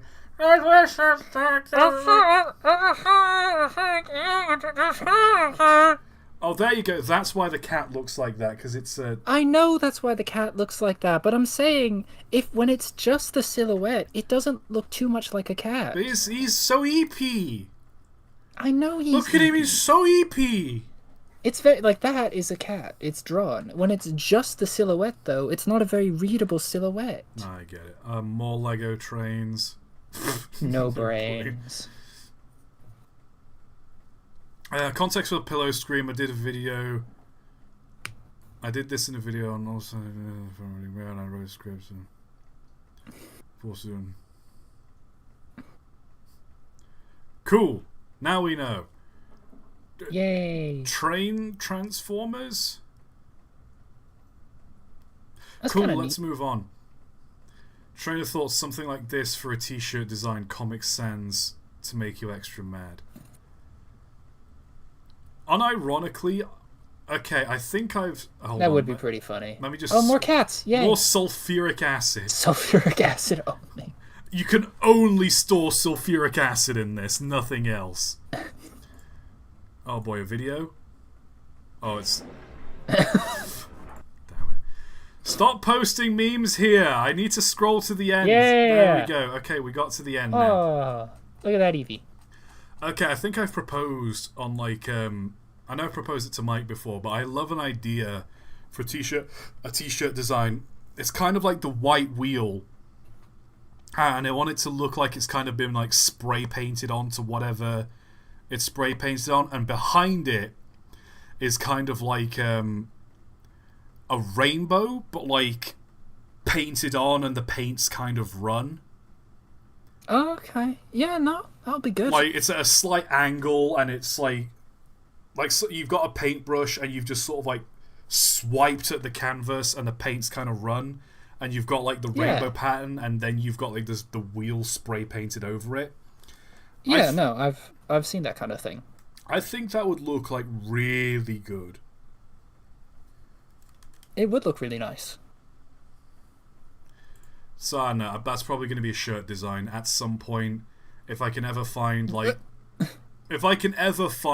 someone who can like draw or like one, do it at a good price, but two, find someone that can like print the clothes, one at a reasonable price and two at a reasonable quality. Now we're just getting a whole lot of just a lot of memes. The creature. Just a lot of memes here. Chat, post more sables in the chat. Actually, I want to see them. No. You know what? I'm gonna stop it right now. I'm gonna switch away. There, I've switched away. There, chat can't do anything now. You're so mean. I'm hungry. I wanna Me go too. to. Actually, I'm pretty damn hungry. I'll go make a sandwich. I need to get some supper. I'm gonna have some spaghetti, I believe. Oh boy. This has been another one of our awful streams. This has been an stream. You have been given 1 unit of content. This has been a stream of time. This was a fun one. I like it. It was chill. It was cool. It's all good. Where's that gosh dang music? Here we go. Oh boy. You know, I do like these chats, but it is relief when they're almost done. Yeah. Isn't it? Like, you know, you get hungry towards the end and you're like, man, I need to go get the butter out the fridge so it can soften so I can make a sandwich. yeah, no, I gotta get the water on for the pasta. Do you ever have that with butter where, like, I use, like, Lurpak, and the problem with that butter is it's really hard. It tastes really nice, but if you try to scrape that onto a slice of bread straight out of the fridge, it's just gonna tear up the bread. Like... Well, no, I don't really have that problem, really. I don't know what it is, but there's some butters that are just, like, really hard. ToT, can we introduce you to Lurpak Spreadable? That's the bullshit part. You buy Lurpak Spreadable, it is not fucking spreadable. You take it out of the fridge and it's hard as a rock. You try to spread it on a slice of bread, it sticks to the bread. You try to spread it a little, it tears up the bread as you move it. I think that's just more of a skill issue at this point. So you have to let it soften a bit. Put it on toast. Yeah, but I'm not eating toast. I'm eating a slice of bread. I'm making a sandwich. Have you tried like heating it up in like a panini press or something? But yeah, but then the whole tub of it's in a plastic tub, and then I'm just end up with melted butter, and that's not what I want.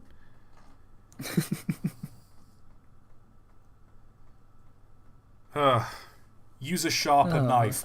Do you understand how spreading butter works? A sharper knife doesn't spread butter better. A sharp knife cuts butter better, but I'm not trying to cut the butter, I'm trying to spread it. Ah! Mike, promote your socials. No.